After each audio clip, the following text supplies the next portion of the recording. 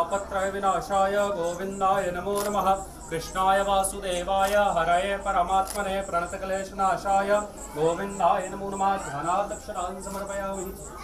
देवप्रान्ते गन्धर्वं सम्पूज्ये त्वां नन्दवादनस्वामी रास्तां बृहस्पति त्वामुपदेशं। हाथ जोड़ करके प्रार्थना करें। नमः पंकजनाभाय नमः पंकजमाननं देवकी परमानंदं कृष्णं वंदे जगद्गुरुं। बोल भागवत भगवान की जय, गोपाल कृष्ण लाल की जय, वृंदावन बिहारी लाल की जय। हर हर नमः।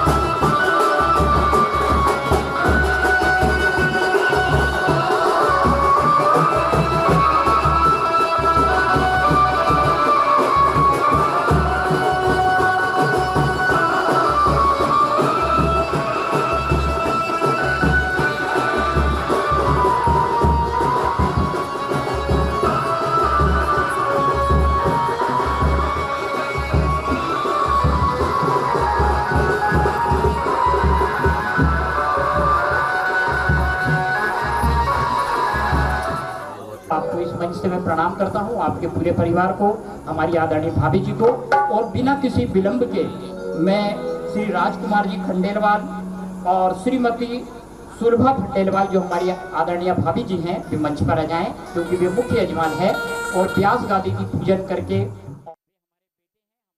हमारे लिए सौभाग्य की बात है। और हम परम पूज्य श्रद्धेय पंडित चैतन्य जी उपाध्याय जो सीहोर से हमारे बीच पधारे हैं इस पूरी संगीत टीम को लेकर, और उपाध्याय जी, पंडित जी, आचार्य जी, आपका हम अभिवादन करते हैं इस होशंगाबाद की पावन धरती पर मां नर्मदा की गोद में बैठकर आज कथा श्रवण करने का आपने हमें अवसर दिया है। हमारा निवेदन स्वीकार करके आप होशंगाबाद में पधारे हैं।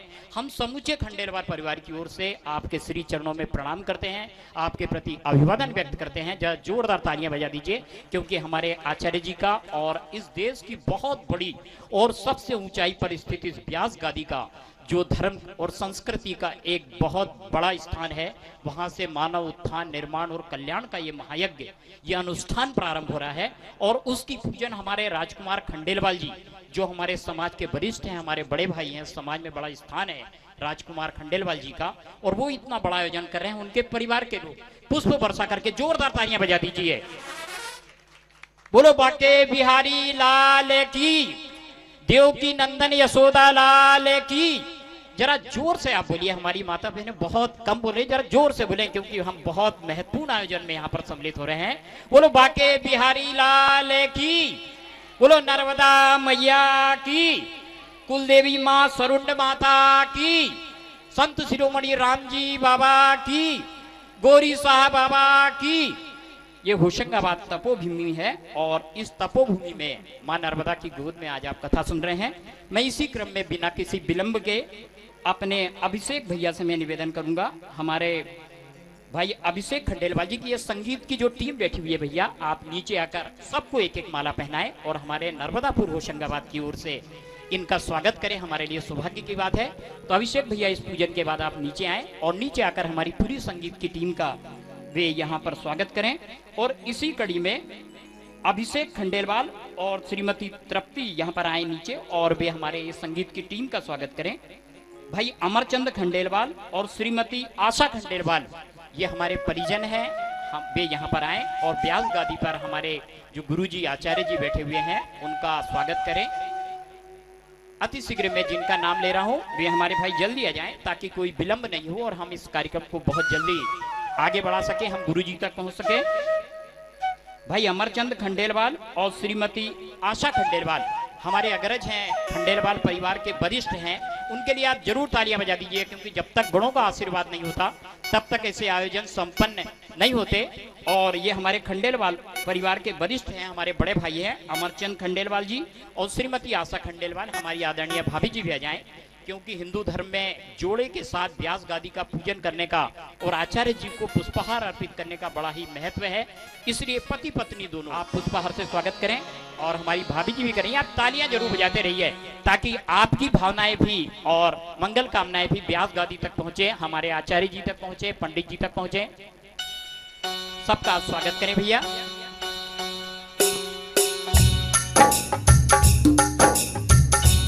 बहुत सारी शुभकामनाएं, मंगल कामनाएं, जोरदार तालियां, तालियों के साथ इस पूरी संगीत टीम का हम अभिवादन कर रहे हैं, अभिनंदन कर रहे हैं। ये सीहोर से हमारे आचार्य जी के साथ यहाँ पर पधारे हैं।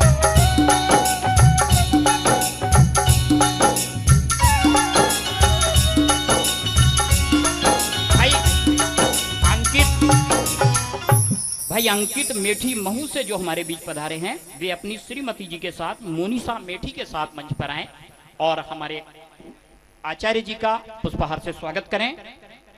अंकित मेठी महू और मोनिसा मेठी वे दोनों यहाँ पर आ जाएं, हमारे परिवार के सदस्य हैं, खंडेल परिवार के परिजन हैं, वे जरूर मंच पर आ जाएं। बहुत जल्दी जिनका नाम मैं ले रहा हूँ वे यहाँ पर आ जाएं।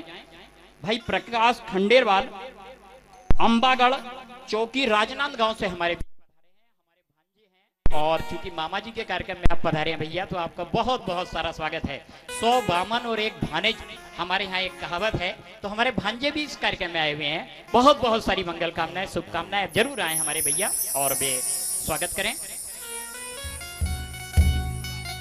हाँ जी, ये खंडेलवाल परिवार के सभी सदस्य हैं, उनका हम स्वागत कर रहे हैं।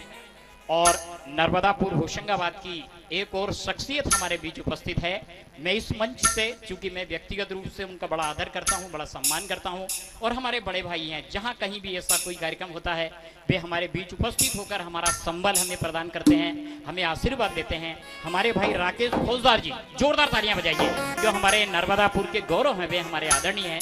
राकेश भैया, आपको इस मंच से प्रणाम कर रहा हूं मैं, और आप जरूर आए, और चूंकि आप हमारे बड़े भाई हैं और आप आकर व्यास गादी पर हमारे गुरु जी को, हमारे पंडित जी को, चैतन्य जी महाराज को, चैतन्य जी उपाध्याय को आप फूलमाला अर्पित करें, व्यास गादी का पूजन करें, और आपको बहुत, मां नर्मदा बहुत ऊंचाइयों से नवाजे, और आपको बहुत सारी मंगल कामनाएं हैं, शुभकामनाएं हैं।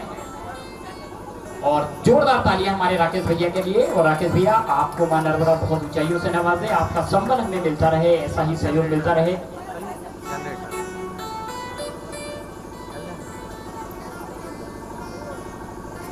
भाई मनोहर बडानी जी भी बैठे हुए हैं। मनोहर भैया, मैंने आपको देख लिया था, अगर आपका नाम मेरे पास नहीं भी आता तो आप ऐसी शख्सियत हैं कि मैं निश्चित रूप से आपको यहाँ पर बुलाता। भाई मनोहर बडानी जी, बहुत सारा स्वागत है आपका, बहुत सारा सम्मान। आज कथा का प्रथम दिवस है तो थोड़ी सी अव्यवस्थाएं, कहीं कुछ ऐसा समय का ज्यादा बुरा है, हम क्षमा चाहते हैं उसके लिए। परंतु कल से प्रतिदिन दोपहर 1 बजे से 4 बजे तक ये कथा यहाँ पर प्रारंभ हो जाएगी। आप सबसे निवेदन है कि आप निर्धारित और निश्चित समय पर यहाँ पर उपस्थित होकर हमें संबल प्रदान करें। एक बार हम जयकारा करें, क्योंकि ये बहुत पावन भूमि है, ये तपस्वियों की भूमि है, ये मां नर्मदा का पावन स्थान है। तो हम इसके लिए मां नर्मदा का जयकारा करें। बोलो देवकी नंदन यशोदा लाल की। कैलाश खंडेलवाल और नंदन माखीजा जी और भाई कैलाश चौकसे जी, ये 3 भैया और यहाँ पर आ जाएं। हमारे होशंगाबाद की जो शख्सियत हैं, हमारे होशंगाबाद के जो महानुभाव हैं, वे भाई चौकसे जी आप भी आए, आपका स्वागत है। वकील साहब, आपका बहुत बहुत सम्मान है, स्वागत है, आप जरूर माल्यार्पण यहाँ पर करें। और श्री राधे महाराज जी, आपका स्वागत है भैया, और बहुत बहुत सारा सम्मान भाई कमल खंडेलवाल जी।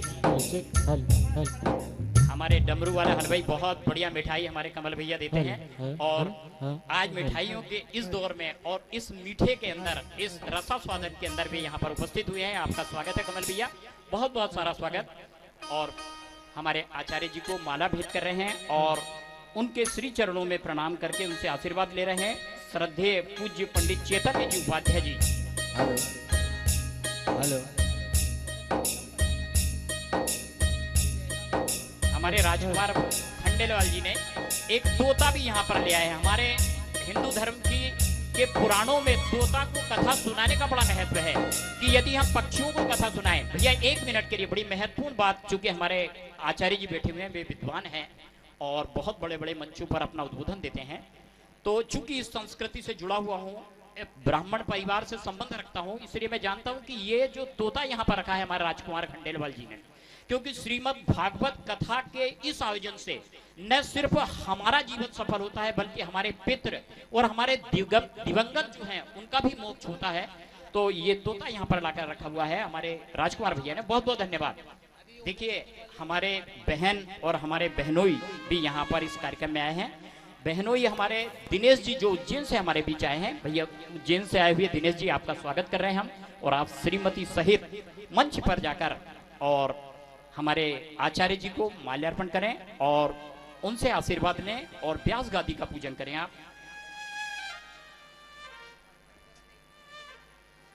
देखिए, श्रीमती कमलाबाई जो हमारी बड़ी बहन है, वे ग्वालियर से यहाँ पर आए हैं। बहन, आपको मैं प्रणाम करता हूँ और आपको पूरे सम्मान के साथ, आदर के साथ मैं आमंत्रित करता हूँ कि वे आए यहाँ पर। हमारी बहन जो ग्वालियर से हमारे बीच पधारी हैं, वे पूरे सम्मान के साथ आमंत्रित हैं, वे यहाँ पर आए और आकर जरा हमारी बड़ी बहन के लिए तालियां जरूर बजा दें, क्योंकि हमारे खंडेलवाल परिवार की ये बड़ी बहन है, हम सबकी बड़ी बहन है। बहन जी, आपको प्रणाम कर रहा हूं मैं, और आप जरूर मंच के ऊपर जाएं और मंच पर जाकर आप व्यास गादी का पूजन करें और खंडेलवाल परिवार का प्रतिनिधित्व आप हमारी बहन करती हैं। बहुत बहुत धन्यवाद, बहुत सारी मंगल कामनाएं, शुभकामनाएं करते हैं, उनका स्वागत करते हैं। वे इस कार्यक्रम में पधारी हैं, उन्होंने हमारा गौरव बढ़ाया है। बहुत बहुत धन्यवाद, बहुत सारी मंगल कामनाएं, शुभकामनाएं।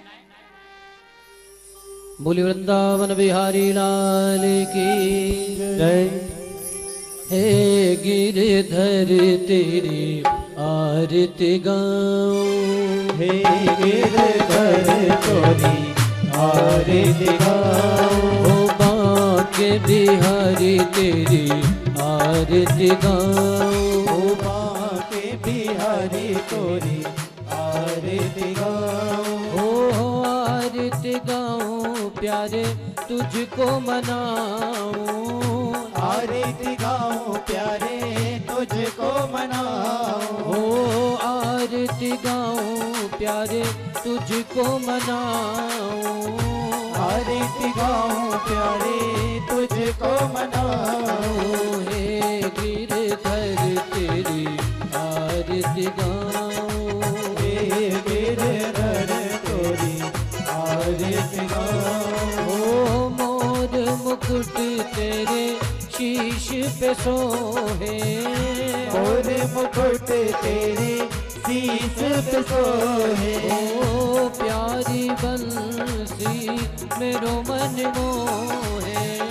प्यारी बंसी मेरो मन मोहे। ओ देखियो राधे बल बल जाऊं। देख युगल छवि बलि बलि जाऊं। हे गिरधर तेरी आरती गाऊं। हे गिरधर तोरी आरती गाऊं।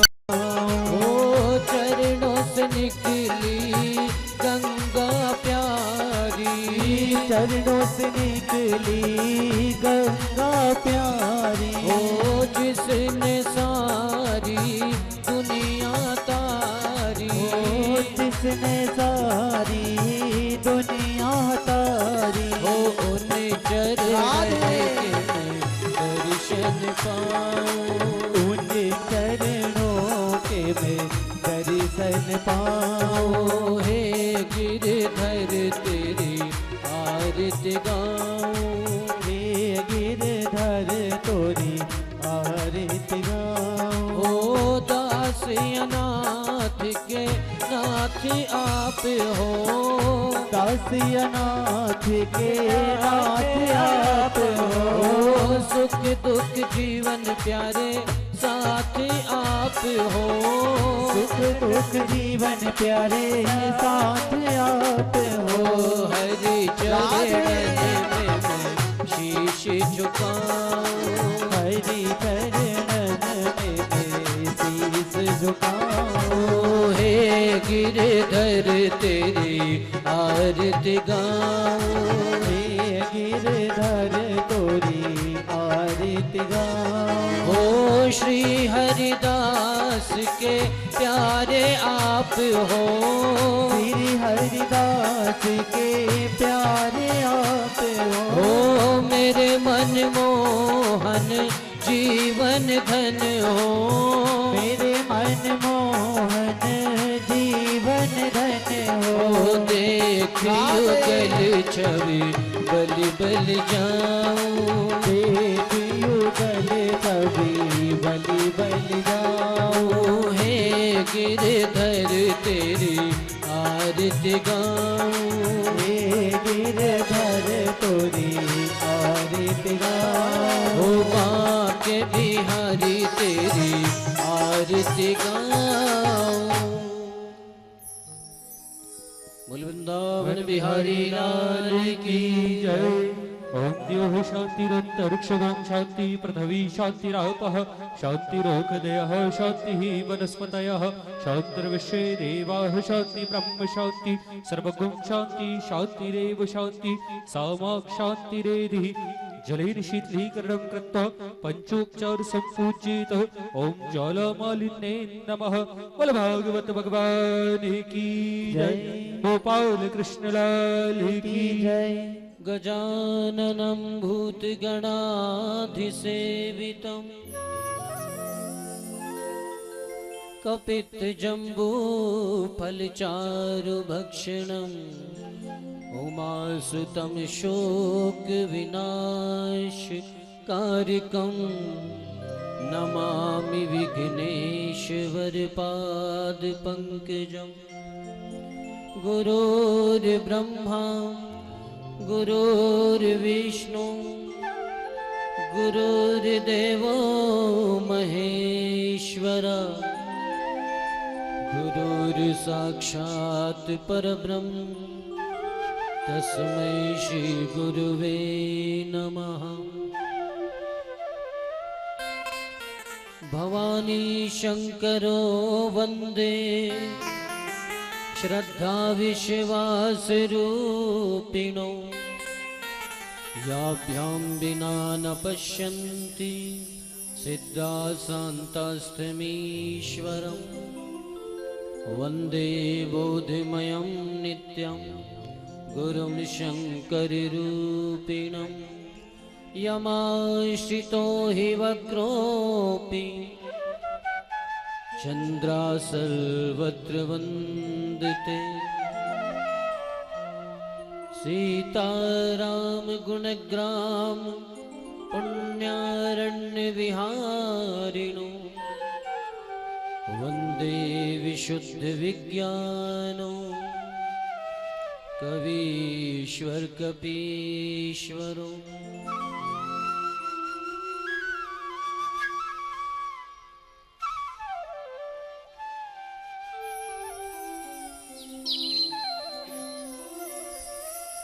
सच्चिदानंद रूपाय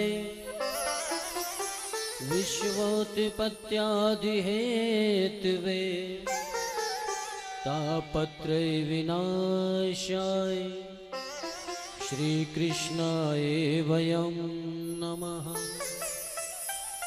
कृष्णाय वासुदेवाय हरि परमात्मने प्रणत क्लेशनाशाय गोविंदाय नमो नमः। नमः पंकजनाभाय नमः पंकजमालिने नमः पंकजनेत्राय नमस्ते पंकजांग्रे। वसुदेवसुतं देवं कंसचाणूरमर्दनं देवकी परमानन्दं कृष्णं वन्दे जगद्गुरुं। या कुन्देन्दुतुषारहारधवला या शुभ्रवस्त्रावृता या वीणावरदण्डमण्डितकरा या श्वेतपद्मासना या ब्रह्माच्युतशङ्कर प्रभृतिभिर्देवैः सदा वन्दिता सा मां पातु सरस्वती भगवती निःशेषजाड्यापहा। अतुलितबलधामं हेमशैलाभदेहं दनुजवनकृशानुं ज्ञानिनामाग्रगण्यं सकलगुणनिधानं वानराणामधीशं रघुपतिप्रियभक्तं वातजातं नमामि। बोले सद्गुरुदेव भगवान की जय। श्री सिद्धवटेश्वर भगवान की जय। गंगा मैया की जय। नर्मदा माई की जय। श्याम सुंदर यमुने महारानी की जय। श्री हनुमान जी महाराज की जय। श्रीमद्भागवत महापुराण की जय। जय जय श्री राधे। परम मंगलमय परात्पर अखिलेश्वर अकारण करुणावर्णालय भक्त वांछित कल्पतरु तड़ेदित विनिंदित पीतांबरधारी भगवान बांके बिहारी लाल की वांगमय प्रतिमूर्ति श्रीमद्भागवत महापुराण कथा में पधारे सभी भगवत कथा शीर्षक श्रोताओं, शक्ति भक्ति स्वरूपा माताएं, पंडित सुनील कुमार जी चोरे, पधारे हुए समस्त विप्र समाज, मंचासीन सभी कलाकार भाई, हमारे होशंगाबाद के श्री विकास जी, पीयूष जी, अगोने साउंड वाले भैया, सज्जनों, आज कथा का प्रथम दिवस। आइए कथा में प्रवेश करने से पहले मनवाणी को पवित्र करने के लिए 2 मिनट हरि नाम संकीर्तन, उसके बाद हम लोग कथा में मंगल प्रवेश करेंगे। सभी बड़े भाव से मीठी मीठी तालियों के साथ मेरे गोविंद का गुणानुवाद, उसके बाद कथा में मंगल प्रवेश। तो आइए, कृष्ण नाम के साबुन से जो मन की मेल छुड़ाएगा, उज्जवल मन के दर्पण में वो शाम का दर्शन पाएगा। बड़े भाव से तालियों के साथ। कृष्णा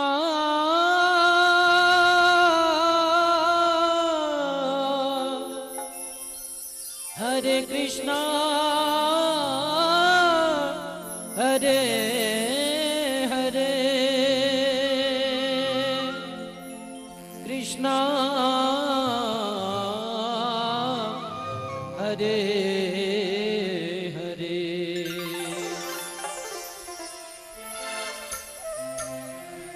श्री कृष्ण गोविंद हरे मुरारे, हे नाथ नारायण वासुदेवा। कृष्ण गोविंद हरे मुरारी, हे नाथ नारायण वासुदेवा। श्री कृष्ण गोविंद हरे मुरारे, हे नाथ नारायण वासुदेवा। कृष्ण गोविंद हरे मुरारी, नाथ नारायण वासुदेवा। पित मात स्वामी सखा हमारे, मात स्वामी सखा हमारे। श्रीनाथ नारायण वासुदेवा। नाथ नारायण वासुदेवा।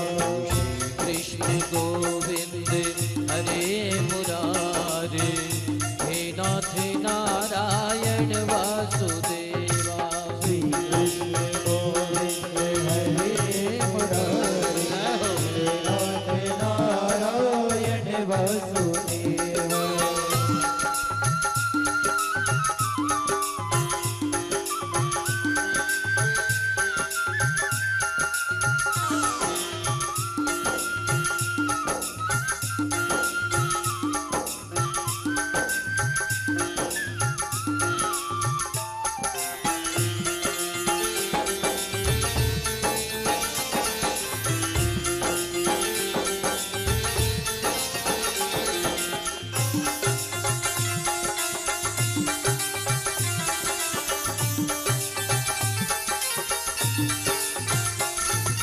देहांत काले तुम सामने हो, अंत काले तुम सामने हो। बंसी बजाते मन को लुभाते, बंसी बजाते मन को लुभाते। गाता यही नाथ में प्राण त्याग, गाता यही नाथ में प्राण त्याग। हे नाथ नारायण वासुदेवा। हे नाथ नारायण वासुदेवा। श्री कृष्ण गोविंद हरे मुरारे, हे नाथ नारायण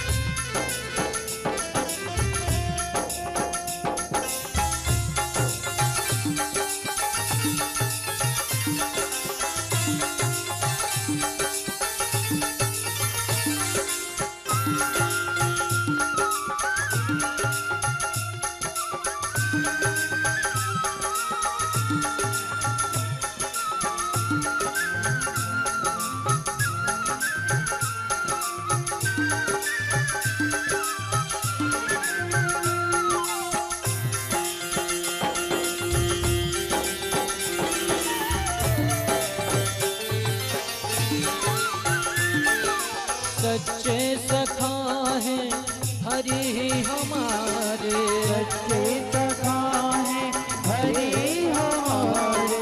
माता पिता भाई बंधु सारे, माता पिता भाई बंधु सारे। भूलो न भाई दिन रात गाओ, भूलो न भाई दिन रात गाओ। हे नाथ नारायण वासुदेवा, नाथ नारायण वासुदेवा। राधे कृष्णा राधे कृष्णा राधे कृष्णा राधे कृष्णा राधे कृष्णा राधे कृष्णा राधे कृष्णा राधे कृष्णा। राधे कृष्णा राधे कृष्णा राधे कृष्णा राधे कृष्णा। राधे कृष्णा राधे कृष्णा राधे कृष्णा राधे कृष्णा राधे कृष्णा राधे कृष्णा राधे कृष्णा राधे कृष्णा। राधे कृष्णा राधे कृष्णा राधे कृष्णा राधे कृष्णा राधे राधे कृष्णा राधे कृष्णा राधे कृष्णा।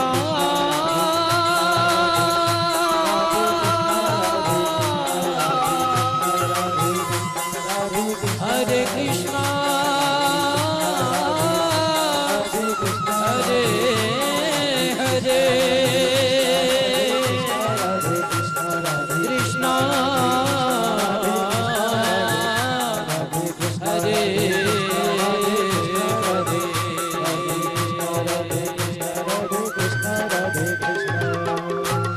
बोली वृंदावन बिहारी लाल की जय। जय श्री राधे, जय जय श्री राधे, जय जय श्री राधे। सज्जनों, खंडेलवाल परिवार द्वारा आयोजित संगीत में सुंदर श्रीमद् भागवत कथा में आप सभी का स्वागत वंदन। और ये अधिक मास पुरुषोत्तम मास चल रहा है। अपने पितरों को सद्गति प्राप्त हो, मोक्ष प्राप्त हो, इस हेतु से खंडेलवाल परिवार द्वारा ये अधिक मास के इस पवित्र महीने में भागवत कथा श्रवण करना ये भाग्य की बात है। भाग्योदयेन बहुजन्म समर्जितेन सत्संगमम चलबतो पुरुषो यदा वै अज्ञान हेत मोह मद अंधकार नाशम तदोदयते विवेका। सज्जनों, एक जन्म का नहीं, अनंत जन्म के व्यक्ति के जब कहीं भाग्य उदय होते हैं तब कहीं जाकर के श्रीमद् भागवत कथा श्रवण करने को प्राप्त होती है। आपके हमारे सभी के भाग्य जागृत हुए हैं। लिखा है जन्मांतर भवेत पुण्यम तदा भागवतम लभेत। एक जन्म का नहीं, अनंत जन्म के जीव के जब भाग्य उदय होते हैं तब कहीं जाकर के श्रीमद् भागवत की कथा श्रवण करने को मिलती है। पहले दिन महात्मा की कथा होती है। महात्मा अर्थात भागवत सुनने से क्या होता है, कथा श्रवण करने से क्या होता है। आपका हमारा सभी का यही प्रश्न है कि महाराज हमने तो बहुत कथा सुनी, अरे कथा श्रवण करने से क्या होता है, मंदिर में दर्शन करने से क्या होता है। लोग प्रश्न करते हैं कि महाराज कथा श्रवण करने से होता क्या है। सज्जनों, कथा श्रवण करने से क्या होता है। एक बार यही प्रश्न बाबा तुलसी जी से पूछा था। किसी भक्त ने पूछा था, बाबा ये बताओ कि कथा श्रवण करने से क्या होता है। तो बाबा तुलसी ने कहा कि भैया कांच में देखने से क्या होता है ये बताओ। आप कांच में क्यों देखते हैं, कांच में देखने से होता क्या है। ईश्वर ने जैसा आपको जन्म दिया वैसी शक्ल रहेगी, बदलेगी नहीं। कितना ही श्रृंगार कर लो, कितना ही मेकअप कर लो, लेकिन फिर भी हम जैसे ही सुबह नित्य कर्म से निवृत्त होकर के कांच के सामने खड़े हो जाते हैं। कहीं शादी में, पार्टी में, समारोह में कहीं भी जाते हैं तो पहले घंटों कांच के सामने खड़े रहते हैं। तो एक भाई ने प्रश्न किया कि महाराज कथा श्रवण करने से क्या होता है। तो बाबा तुलसीदास ने उत्तर दिया कि कांच में देखने से क्या होता है। बाबा तुलसी जी ने एक दोहा बोला, कि श्री गुरु चरण सरोज रज निज मन मुकुर सुधार। बरनौ रघुबर बिमल जस जो दायक फल चार।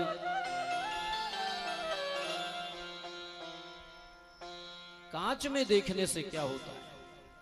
विचार करिए, कांच में क्यों देखते हैं? कांच में देखने से जब हम श्रृंगार करते हैं तो श्रृंगार करते समय छोटी मोटी गलती हो जाती है। जैसे ही कांच में देखा आपको सूझ पड़ गई कि भाई इस आंख में काजल कम है, इस आंख में ज्यादा है। कब पता पड़ा? जब आपने कांच में देखा। और जैसे ही कांच देखेंगे आपको समझ में आ जाएगा। आप तुरंत क्या करेंगे? डब्बी में से निकालेंगे और बराबर उसको कर लेंगे। आपने लिपस्टिक लगाई और जैसे ही कांच में देखा ऊपर के लिप के कम, नीचे के लिप पे ज्यादा है, आपने तुरंत उसको निकाला और उसको फेर लिया। आप जैसे ही पाउडर लगाएंगे, कांच में जहां देखा आपको अपनी गलती पता पड़ गई। कांच में देखने के बाद उस गलती को आप सुधार लेते हैं। हमारे भाई लोग शेविंग बनाते हैं, नाई की दुकान पे जाते हैं, कांच लगा देता है। क्यों? कांच में क्यों बिठाते? कांच के सामने क्यों बिठाया जाता है? कांच में देखने से क्या होता है? तो बाबा तुलसी ने लिखा, निज मन मुकुर सुधार। मुकुर कहते हैं दर्पण को, कांच को आईना, शीशा। तो कांच में देखने से क्या होता है? तो कांच में देखने से इस भौतिक, पंच भौतिक शरीर का सुधार हो जाता है। जैसे ही आपने कांच में देखा, श्रृंगार किया, मेकअप किया, आपने कांच देखा, आपके चेहरे का सुधार हो गया। फिर आप संसार में हंसी के पात्र नहीं बने। कांच में देखने के बाद आपको संतुष्टि हो जाती है कि अब हम बिल्कुल क्वाइट वेल, अच्छे दिख रहे हैं, ठीक लग रहे हैं। अब दुनिया हमको बार बार मुड़ मुड़ के देखेगी। कई लोग तो ब्यूटी पार्लर जाके अपने आप को सजाते संवारते हैं। उसके बाद श्रृंगार ऐसा कर दिया जाता है जैसे साक्षात स्वर्ग से कोई देवी जी उतर के आ रही है। तो लोग उसको मुड़ मुड़ के देखते हैं। तो बाबा तुलसी ने लिखा कि जिस तरह आप कांच में देख करके पंच भौतिक शरीर का सुधार कर लेते हो, ठीक इसी प्रकार निज मन मुकुर सुधार। कथा रूपी दर्पण में भी बार बार देखना चाहिए। जितनी बार देखेंगे तो क्या होगा? आपके मन का सुधार हो जाएगा, मन आपका श्रृंगारित हो जाएगा। तो मन जब आपका श्रृंगारित हो जाएगा, मन सुधर जाएगा, तो जिस तरह आप शरीर का श्रृंगार करते हैं, चेहरे का श्रृंगार करते हैं, कांच में देख लेते हैं और आपको ये विश्वास हो जाता है कि अब हम ठीक लग रहे हैं। और जब आप निकल के जाते हैं तो लोग आपको मुड़ मुड़ के देखते हैं। ठीक इसी प्रकार यदि कथा रूपी कांच में आप बार बार देखेंगे, कथा श्रवण करेंगे, तो अपने जीवन का, अपने मन का सुधार होगा। और जब आप निकलेंगे तो वो परमात्मा भी आपको मुड़ मुड़ के देखेगा। तो निज मन मुकुर सुधार। शरीर के साथ साथ, चेहरे के साथ साथ मन का भी सुधार करना चाहिए। एक भाई ने मुझसे पूछा, महाराज मंदिर में दर्शन करने से क्या होता है? बार बार हम दर्शन करने जाते हैं, होता क्या है? दर्शन करने का फल क्या क्या बताया? कि मम दर्शन फल परम अनुपा। मम दर्शन फल परम अनुपा। और जीव पाव निज सहज स्वरूपा। जीव पाव निज। मम दर्शन फल परम अनुपा और जीव पाव निज सहज स्वरूपा। ये दर्शन का फल बताया। रोज दर्शन करने से क्या होता है? तो कहा कि दर्शनम देव देवस्य। दर्शनम पाप नाशनम। दर्शनम स्वर्ग सोपानम। दर्शनम मोक्ष साधनम। दर्शनम देव देवस्य। दर्शनम पाप नाशनम। दर्शनम स्वर्ग सोपानम। दर्शनम मोक्ष साधनम। दर्शन करने से व्यक्ति के जितने भी पाप हैं वो जल जाया करते हैं, नाश को प्राप्त हो जाते हैं। दर्शनम पापनाशनम, दर्शनम स्वर्ग सोपानम। दर्शन करने से प्रतिदिन यदि आप दर्शन करेंगे तो एक एक सीढ़ी आपके लिए स्वर्ग में तैयार हो जाएगी। जब ये शरीर छूटेगा उस सीढ़ी आ जाएंगे, सीढ़ी चढ़ करके आप स्वर्ग में जा सकते हैं। दर्शनम मोक्ष साधनम, दर्शन करने से जीवात्मा का मोक्ष हो जाता है।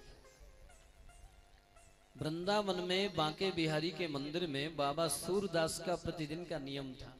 सूरदास अंधे थे, आंख नहीं थी, लेकिन फिर भी उनका नियम था, रोज ठाकुर जी के दर्शन करने के लिए जाया करते थे। एक दिन पंडित पुजारी ने पूछा कि अरे सूरदास, अरे तुम तो अंधे हो, तुम्हें क्या ठाकुर दिखाई देता है? तो सूरदास ने कहा, भैया मैं जरूर अंधा हूं, लेकिन मेरा ठाकुर अंधा नहीं है। भगवान की मीठी नजर, भगवान की मीठी निगाह यदि हमारे ऊपर पड़ गई तो ये शरीर धन्य हो जाता है। तो केवल आप ही दर्शन नहीं करते, भगवान भी भक्त का दर्शन करते हैं, दीदार करते हैं।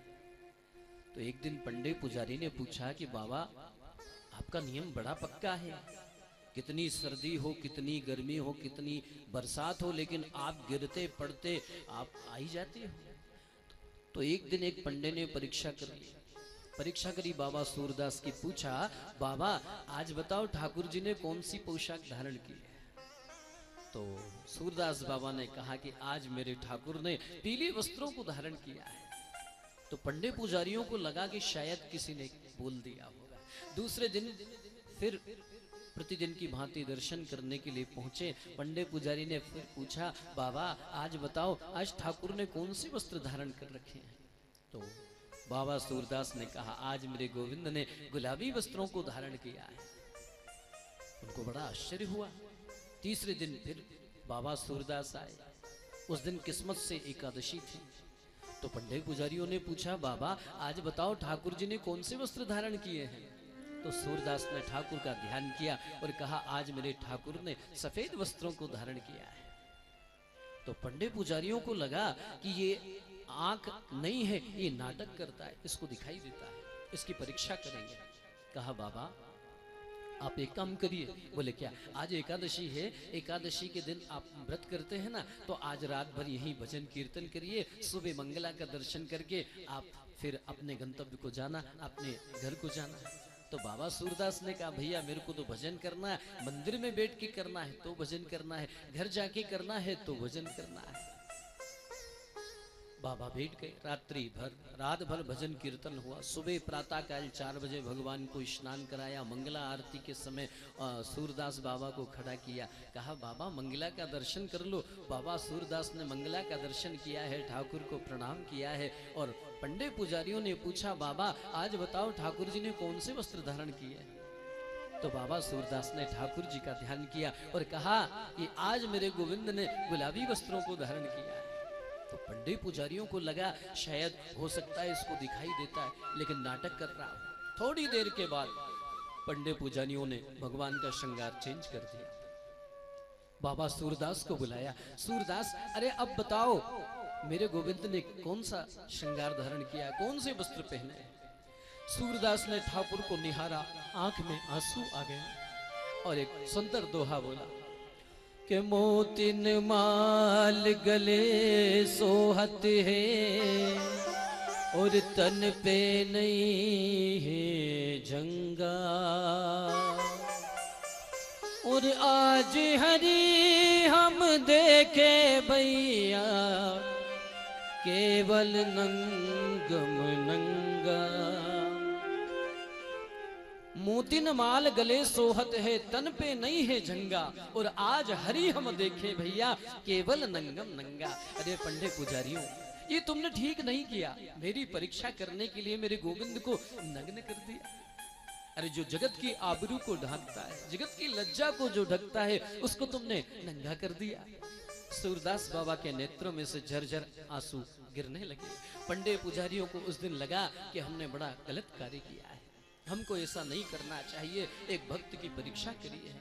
तो आज पंडित पुजारियों को लगा कि आज हमें ये लगा कि हम आंख वाले अंधे हैं, लेकिन बाबा सूरदास की आंख नहीं है, लेकिन मन की आंखें खुली हुई है। और बाबा सूरदास के चरणों में गिर करके बार बार क्षमा याचना की, बाबा हमको क्षमा कर दो, हमको क्षमा कर दीजिए, हमसे गलती हो गई। तो सूरदास आंख नहीं होने के बाद भी प्रतिदिन का नियम था, मंदिर में दर्शन जरूर करते थे। तो ये सूझ पटकने वाली जो आंख है ये हमारे पास नहीं है। ये दिखने की तो जरूर आंखें हैं, लेकिन हमारी ये आंखें, इस पे माया का पर्दा पड़ा हुआ है। लेकिन जो संत होते हैं उच्च कोटि के, वो यम नियम आसन प्राणायाम प्रत्याहार ध्यान योग धारणा और समाधि अष्टांग योग के माध्यम से उनके दिव्य नेत्र खुल जाया करते हैं और वो भगवान को पहचान लेते हैं। ऐसे एक संत हैं नामदेव। नामदेव ने क्या किया, 2 टिक्कड़ बनाए, टिक्कड़ बना के रखे, कहा पहले बर्तन साफ कर लो, घी लगा करके ठाकुर को भोग लगाऊंगा। तो बर्तन साफ कर रहे थे, उसी समय एक कुत्ता आया। कुत्ता दोनों टिक्कड़ मुंह में दबा करके भागने लगा। ये दृश्य बाबा नामदेव ने देखा और नामदेव घी का कटोरा लेकर के पीछे भागे। कहा अरे ठाकुर, अरे बगैर घी लगा हुआ है, घी तो लगवाते जाओ। तो नामदेव ने पकाई रोटी कुत्ते ने उठाई, नामदेव ने पकाई रोटी कुत्ते ने उठाई, पीछे घी का कटोरा लिए जा रहे, पीछे घी का कटोरा लिए जा रहे। वो बोले रूखी तो ना खाओ, घी तो लेते जाओ, बोले रूखी तो ना खाओ, थोड़ा घी तो लेते जाओ। रूप मुझसे क्यों अपना छुपा रहे, रूप मुझसे क्यों अपना छुपा रहे। तेरा मेरा एक नूर, फिर काहे का हुजूर, तेरा मेरा एक नूर, फिर काहे का हुजूर। तूने शक्ल बनाई है शान की, तूने शक्ल बनाई है जान की, वो मुझे ओढ़नी उड़ा दी निशान की। जर्रे जर्रे में झांकी भगवान की, जर्रे जर्रे में झांकी भगवान की। वो किसी सूझ वाली आंख ने पहचान की, जर्रे जर्रे में झांकी भगवान की।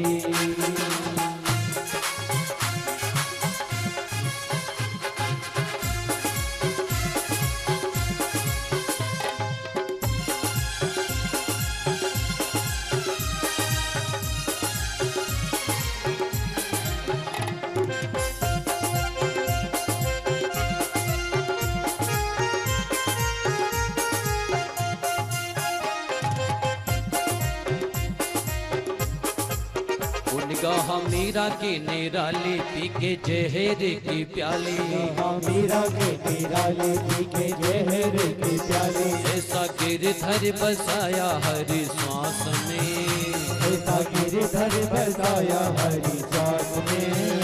आया जब काला नाग बोले धन मेरे भाग, आया जब काला नाग बोले धन मेरे भाग। प्रभु आज आए नाग के लिबास में, प्रभु आज आए नाग के लिबास में।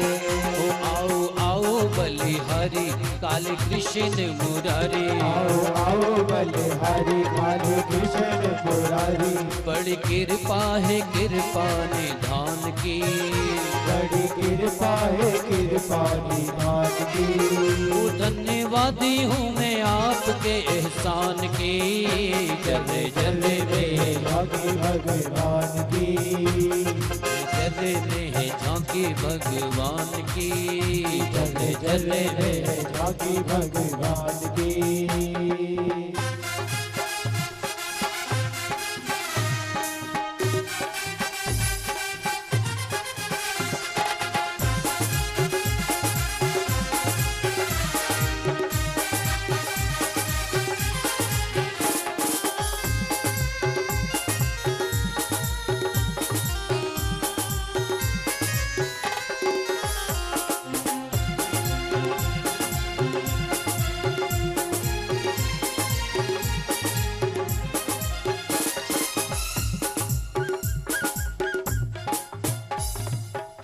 गोविंद भगवान की।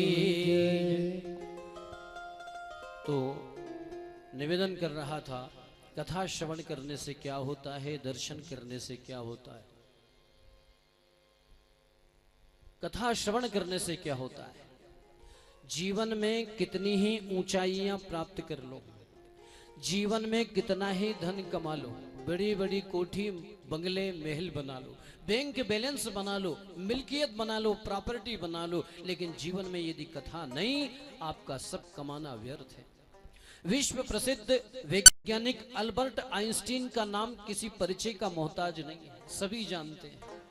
जब अल्बर्ट आइंस्टीन का अंतिम समय आया तो लोगों ने कहा कि ये बताइए, आपने भारत को बहुत कुछ दिया है, पदार्थों की खोज में सारा जीवन लगा दिया, अंतिम समय क्या उद्बोधन देना चाहते हो? तो अल्बर्ट आइंस्टीन के बड़े सुंदर शब्द कहा, आखिरी उद्बोधन में कहा कि आज मैं इस मुकाम पे पहुंचा हूं, मैंने जीवन में बहुत धन कमाया, मान कमाया, सम्मान कमाया, लेकिन आज मुझे लगता है कि मैंने कुछ नहीं कमाया। तो लोगों ने पूछा बड़े आश्चर्य से कि ऐसा क्यों कर रहे हैं आप? तो अल्बर्ट आइंस्टीन ने कहा कि परमात्मा ने यदि पुनः मुझे मनुष्य बनाया तो मैं ईश्वर को जानने का प्रयास करूंगा, भगवान को मानने का, जानने का प्रयास करूंगा। मैंने केवल पदार्थों के जीवन में, पदार्थों की खोज में सारा जीवन व्यतीत कर दिया और मैंने ईश्वर को जानने का प्रयास नहीं किया। यदि दोबारा परमात्मा ने मुझे मनुष्य बनाया तो मैं ईश्वर को जानने का प्रयास करूंगा। तो बड़े सुंदर शब्द। तो निवेदन कर रहा था, जीवन में कितनी ही ऊंचाइयां प्राप्त कर लेना, बड़ी बड़ी कोठी बंगले महल बना लेना, मिल्कियत बना लेना, प्रॉपर्टी बना लेना, लेकिन जीवन में यदि परमात्मा नहीं, जीवन में यदि कृष्ण नहीं, जीवन में यदि कथा नहीं, आपका सब पाना। आइए रामचरितमानस में सुंदरकांड में प्रवेश करें 2 मिनट के लिए। बाबा तुलसी ने लंका का वर्णन किया है। पूरी लंका सोने ही सोने से बनी हुई, गोल्ड से बनी हुई है, चारों तरफ गोल्ड ही गोल्ड, सोना ही सोना। और रावण का बड़ा सुंदर बगीचा, सुरम्य बगीचा, मनोहारी बगीचा, जो मन को आकर्षित करे। सरोवर है जिसमें हंस किलोल कर रहे हैं, जल क्रीड़ा कर रहे हैं, कमल और कुमुदनी, चकोर और चकवा पक्षी, तरह तरह के रंगीन रंग बिरंगे फूल जिसपे भ्रमर गुंजार कर रहे हैं। मीठे मीठे रसीले फलों का बगीचा है जिसको रावण ने नाम दिया अशोक वन। और अशोक वन में, अशोक वृक्ष के नीचे जानकी जी बैठी हुई हैं। जानकी जी, ध्यान रखिए, कहां बैठी है? अशोक वन में। और सोना ही सोना पूरी लंका में, चारों तरफ गोल्ड ही गोल्ड जलमल जलमल कर रहा है। दास दासी, नौकर चाकर सभी हैं। मीठे मीठे रसीले फलों का बगीचा है, तरह तरह के रंग बिरंगे फूल है जिन पे भ्रमर गुंजार कर रहे हैं। मन को आकर्षित करने वाला वातावरण। लेकिन जानकी उदास है, मायूस है, तटस्थ है। अब यहां प्रश्न उठता है कि जो व्यक्ति इतनी सुख सुविधाओं के बीच में रहता हो, उसको तो आनंदित होना चाहिए, प्रफुल्लित होना चाहिए, प्रमुदित होना चाहिए, मुदित होना चाहिए, हर्षित होना चाहिए। लेकिन उदास क्यों, मायूस क्यों, तटस्थ क्यों, दुखी क्यों, परेशान क्यों, चिंतित क्यों? तमाम सुख सुविधाएं रावण ने दे रखी हैं, लेकिन फिर भी जानकी उदास है। नौकर चाकर खड़े कर रखे हैं। जानकी अगर एक हुक्म करे, आर्डर करे, फटाफट चीजें तैयार है। रसीले मीठे मीठे फलों का बगीचा है, सुंदर सरोवर है, लेकिन फिर भी जानकी उदास है। जो सोने चांदी तमाम सुख सुविधाओं के बीच में रहने के बाद भी जानकी उदास है। और मेरे बजरंगबली जैसे ही लंका में प्रवेश किए हैं, अशोक वन में गए हैं, और बजरंगबली ने मां जानकी को देखा, और जानकी को देख करके बजरंगबली के नेत्रों में आंसू आ गए। कहा, मेरी मां जानकी बड़ी उदास है, चिंतित है, दुखी है, परेशान है, क्यों? तो हनुमान जी ने क्या किया? मैं वही कार्य करूंगा जिससे मेरी मां का दुख दूर हो, मेरी मां प्रसन्न हो। तो हनुमान जी ने क्या किया कि राम चरण गुण बरने लागा, राम चरण गुण बरने लागा। हनुमान जी ने क्या किया? राम कथा सुनाई। किसको श्रवण कराई? मां जानकी को। अच्छा, जानकी जी ने राम कथा को कैसे श्रवण किया है? कैसे श्रवण किया? लागी सुने श्रवण मन लाई, और आदि होते सब कथा सुनाई। जानकी जी ने उस कथा को मन लगा करके सुना है। तो कथा को कैसे सुनना चाहिए? मन लगा करके सुनना चाहिए। लोग कथा में तो बैठते हैं, लेकिन कथा लोगों में नहीं बैठती है। हम आते तो कथा में हैं, शरीर तो कथा में रहता है, लेकिन मन हमारा कथा में नहीं है। मन है दुकान में, जमीन में, जायदाद में, स्त्री में, पुत्र में, कलत्र में, धन में, दौलत में, बाजार में। शरीर जरूर कथा में होता है, लेकिन मन कथा में नहीं है। तो कथा श्रवण करने के नियम बताए हैं। जानकी जी ने उस कथा को मन लगा करके सुना है। लागी सुने श्रवण मन लाई, मन लगा करके सुना है। परिणाम क्या हुआ कथा सुनने का? कि सुनत ही सीता कर दुख भागा। जैसे जानकी जी ने उस कथा को सुना, पहले जानकी उदास थी, चिंतित थी, दुखी थी, परेशान थी, मायूस थी, तटस्थ थी। लेकिन जैसे ही उस कथा को सुना, मन लगा करके सुना, तो क्या हुआ? सुनत ही सीता कर दुख भागा। जानकी माँ ने जैसी कथा सुनी और सुनने के बाद जानकी जी के जीवन का दुख दूर हो गया, संताप मिट गया, कलेश दूर हो गया। माँ जानकी सुखी हो गई, खिलखिलाने लगी, मुस्कुराने लगी, हंसने लगी। और माँ सोचने लगी, इतनी सुंदर, इतनी रसीली, मीठी कथा कौन सुना रहा है, मेरे सामने आई है। तो जीवन में कितनी ही ऊंचाइयां प्राप्त कर लें, कितना ही मान सम्मान पद प्रतिष्ठा प्राप्त कर ले, यदि जीवन में कथा नहीं, आपका सब बेकार। एक संत ने कहा कि भांति भांति भोग मिले, अंगहु आरोग मिले, सुख के संजोग मिले, संजम की बाटी में। ध्यान से सुनो कि भांति भांति भोग मिले, अंगहु आरोग मिले, सुख के संजोग मिले, संजम की बाटी में। धन अरु धाम मिले, जस अरु मान मिले, और राम ना मिले तो सब काम मिले माटी में। राम ना मिले तो सब काम मिले माटी। भांति भांति भोग मिले। भोग कहते हैं संसार के जितने भी पदार्थ हैं जो मन को अच्छे लगे, शरीर को अच्छे लगे, उसको भोग कहते हैं। भांति भांति भोग मिले। हर व्यक्ति यही चाहता है कि मुझे मेरे मनपसंद कार्य हो, मुझे भोग प्राप्त होते रहे। अंगहु आरोग्य मिले। एक बीमार व्यक्ति क्या चाहता है? आरोग्य चाहता है। अंगहु आरोग्य मिले, सुख के संजोग मिले, संजम की बाटी में। हर व्यक्ति दुनिया का सुख चाहता है कि मैं सुखी हो जाऊं, मेरा घर बन जाए, मकान बन जाए, दुकान चलने लगे, छोरा छोरी नाती पोते सब हो जाए, घर में अमन चैन हो, सुख शांति हो, समृद्धि बढ़ने लगे, मान सम्मान पद प्रतिष्ठा में वृद्धि हो जाए। हर दुनिया का मनुष्य यही चाहता है। धन अरुमान मिले, जस अरुमान मिले, मान सम्मान पद प्रतिष्ठा में वृद्धि हो। लेकिन राम ना मिले तो सब काम मिले माटी में। यदि जीवन में कथा नहीं, राम नहीं, कृष्ण नहीं, तो सारा आपने जो कमाया वो व्यर्थ है। मैंने एक कहानी सुनी थी एक संत के मुंह से कि एक व्यक्ति था, वो मरने लगा। अब मरने लगा तो उसने अपनी संपत्ति की वसीयत लिख दी। वसीयत में क्या लिखा कि मेरी संपत्ति का आधा भाग मेरे बड़े बेटे को और चौथा भाग छोटे बेटे को, 5वां हिस्सा बेटी को देना है। और वो वसीयत लिख के मर गया। अब लोगों ने उसका अंतिम संस्कार किया और महीने भर बाद लोगों को बुलाया कि भैया हमारे पिताजी मर गए, वो मरने वाला व्यक्ति तो मर गया, लेकिन ये संपत्ति का बंटवारा कर दो, वसीयत के अनुसार करना है। बोले वसीयत में क्या लिखा? लोग इकट्ठे हुए और वसीयत में उसको पढ़ा और पूछा कि भैया वसीयत में जो लिखा है कि संपत्ति का आधा भाग बड़े बेटे को और चौथा भाग छोटे बेटे को और 5वां भाग बेटी को, तो लोगों ने पूछा भैया संपत्ति क्या है?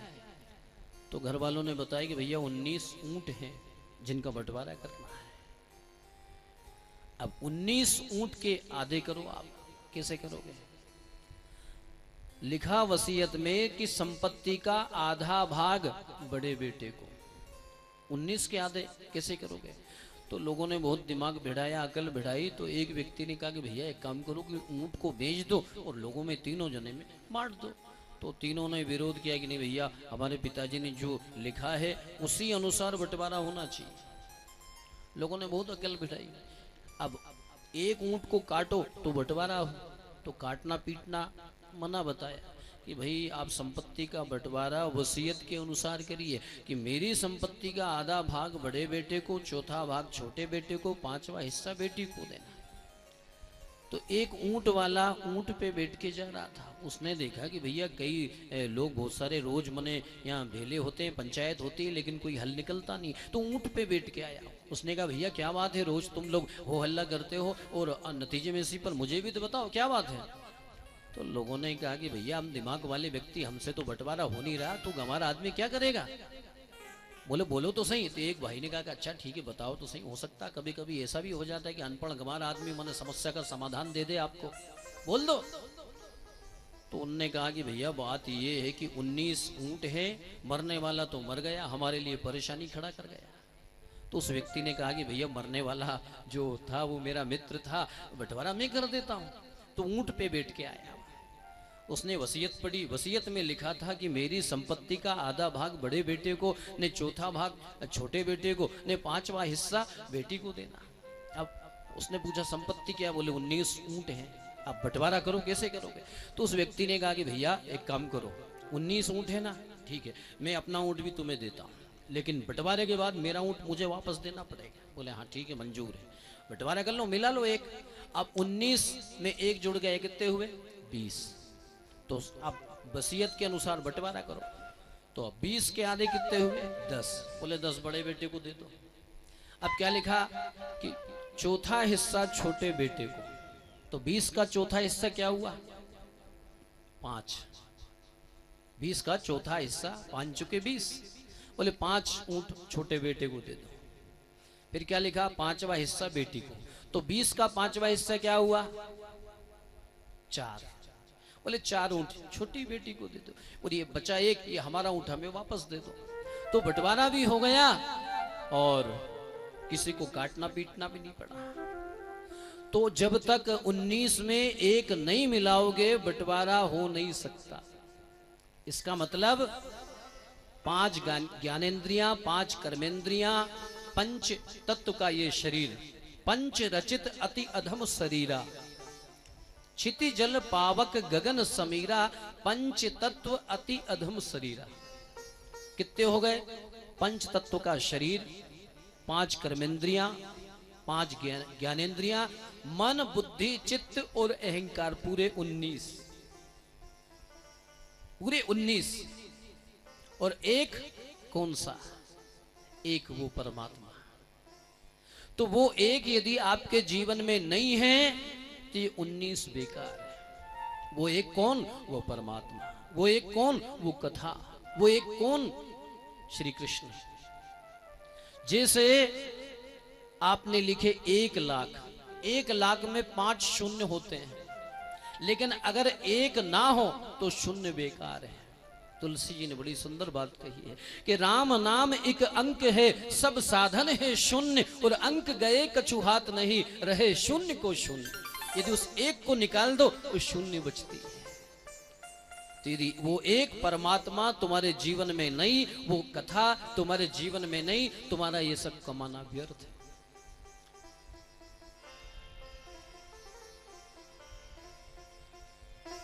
इसलिए कि जगत प्रकाश प्रकाशक रामू, जगत प्रकाश प्रकाशक रामू, जगत प्रकाश प्रकाशक रामू, जगत प्रकाश प्रकाशक रामू, मायाधीश ज्ञान गुण धामू, मायाधीश ज्ञान गुण गावो, मायाधीश ज्ञान गुण धामू, मायाधीश ज्ञान गुण गावो, सब पर परम प्रकाशक जोई, सब पर प्रकाशक जोई, सब पर परम प्रकाशक जोई, सब पर परम प्रकाशक जोई। राम अनादि अवधपति सोई, राम अनादि अवधपति सोई, राम अनादि अवधपति सोई। सब कर परम प्रकाशक जोई और राम अनादि अवधपति सोई। यदि वो राम, वो परमात्मा आपके जीवन में नहीं, आपने जो कमाया वो सब व्यर्थ है। धनानि भूमे पशवस्य गोष्ठे नारी गृह द्वार जना स्मशानी देहश्चतायाम परलोक मार्गेण धर्मानुगो गच्छत जीव एका। धन भूमि में गड़ा रह जाता है। शायद ये श्लोक उस समय का है जब विज्ञान उतना विकसित नहीं था, तो लोग धन जमीन में गाड़ करके रखा करते थे। तो धनानी भूमे पशवस्य गोष्ठे, पशु गौशाला में बंधे रह जाते हैं, धन भूमि में गड़ा रह जाता है। नारी गृह द्वार, नारी कहां तक साथ देगी? घर की डेली तक। जना स्मशानी, इष्ट मित्र कुटुंब कबीले आपको श्मशान तक साथ देंगे। देहश्चितायाम, इस शरीर को चिता जला करके राख कर देती है। परलोक मार्गेण धर्मानुगो गच्छत जीव एका, भगवान के परलोक मार्ग में जीव का परम हितैषी जो है उसका किया गया दानाय धर्माय सत्कर्म ये उसके साथ जाता है, बाकी यहाँ का यहीं रह जाता है। इसलिए जो सच्ची पूंजी है उसका अर्जन करना चाहिए। तो जीवन में कथा अत्यंत जरूरी है, परमात्मा का नाम बहुत जरूरी है। धीरे धीरे अभ्यास करिए, निश्चित रूप से ठाकुर जी कृपा करेंगे, आपका कल्याण होगा। तो भजन के माध्यम से बाबा तुलसी ने लिखा कि 84 लाख योनि पार करने के बाद ये मनुष्य का जीवन प्राप्त होता है। यदि इसको भोगों में, विषय विकारों में यदि व्यर्थ गमाया तो फिर ये दोबारा मिलता नहीं है। इसलिए बाबा ने लिखा, बड़े भाग मानुष तन पावा, सुर दुर्लभ सब ग्रंथ निगावा। इसलिए रोज भजन का अभ्यास करिए कि जो करते रहोगे भजन धीरे धीरे, भजन धीरे धीरे तो मिल जाएगा वो सजन धीरे धीरे। जो करते रहोगे भजन धीरे धीरे, भजन धीरे धीरे तो मिल जाएगा भजन धीरे धीरे।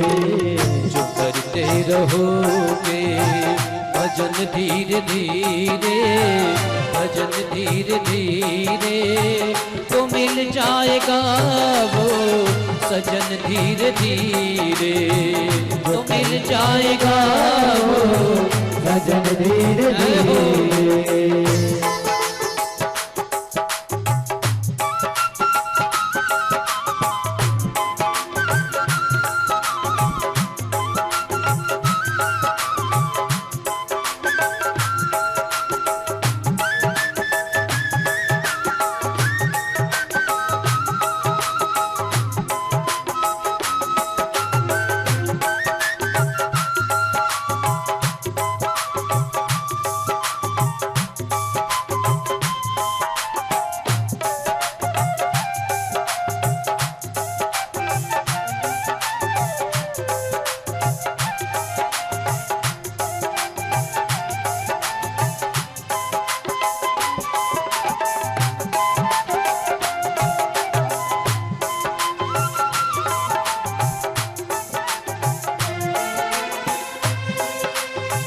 कोई काम दुनिया में मुश्किल नहीं है, कोई काम दुनिया में मुश्किल नहीं है, कोई काम दुनिया में मुश्किल नहीं है, कोई काम दुनिया में मुश्किल नहीं है।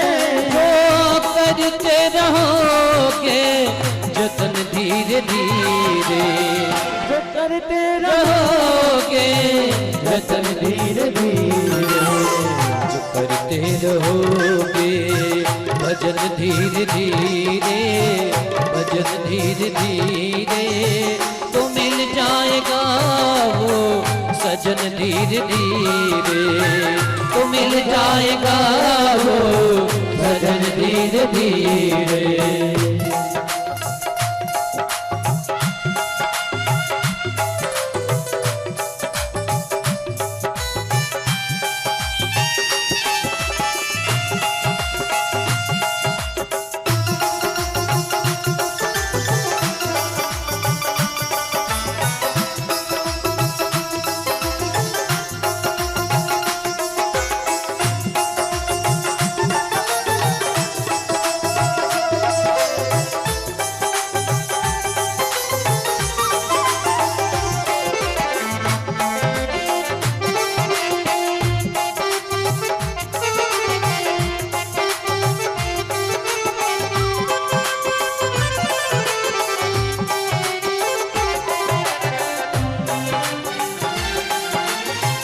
अगर उनसे मिलने की दिल में तमन्ना, अगर उनसे मिलने की दिल में तमन्ना, अगर उनसे मिलने की दिल में तमन्ना, अगर उनसे मिलने की दिल में तमन्ना, तो करो शुद्ध अंता करण धीरे धीरे, करो शुद्ध अंता करण धीरे धीरे। जो करते रहोगे भजन धीरे धीरे, भजन धीरे धीरे तो मिल जाएगा वो सजन धीरे धीरे, तो मिल जाएगा वो सजन धीरे धीरे।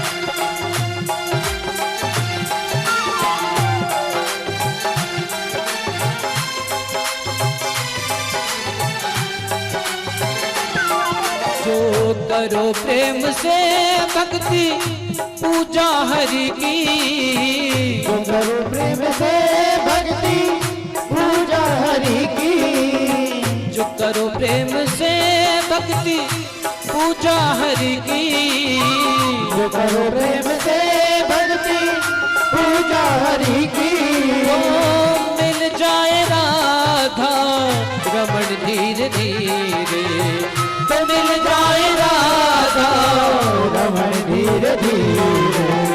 जो करते रहोगे भजन धीरे धीरे, भजन धीरे धीरे तो मिल जाए राधा रमण धीरे धीरे, तो मिल जाए राधा रमण धीरे धीरे।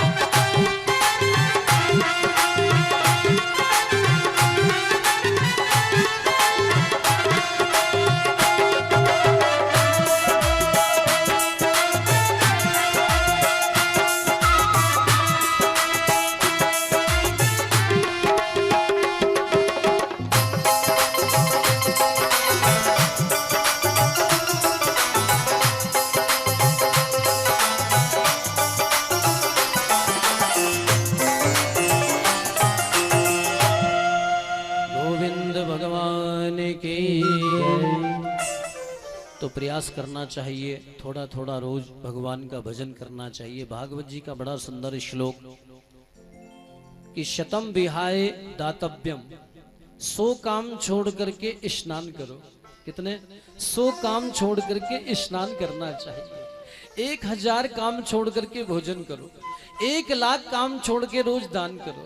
और कोटिम त्यक्त्वाम हरिम भजेत, 1 करोड़ काम छोड़ करके भगवान का स्मरण करना चाहिए, फिर घर से निकलना चाहिए।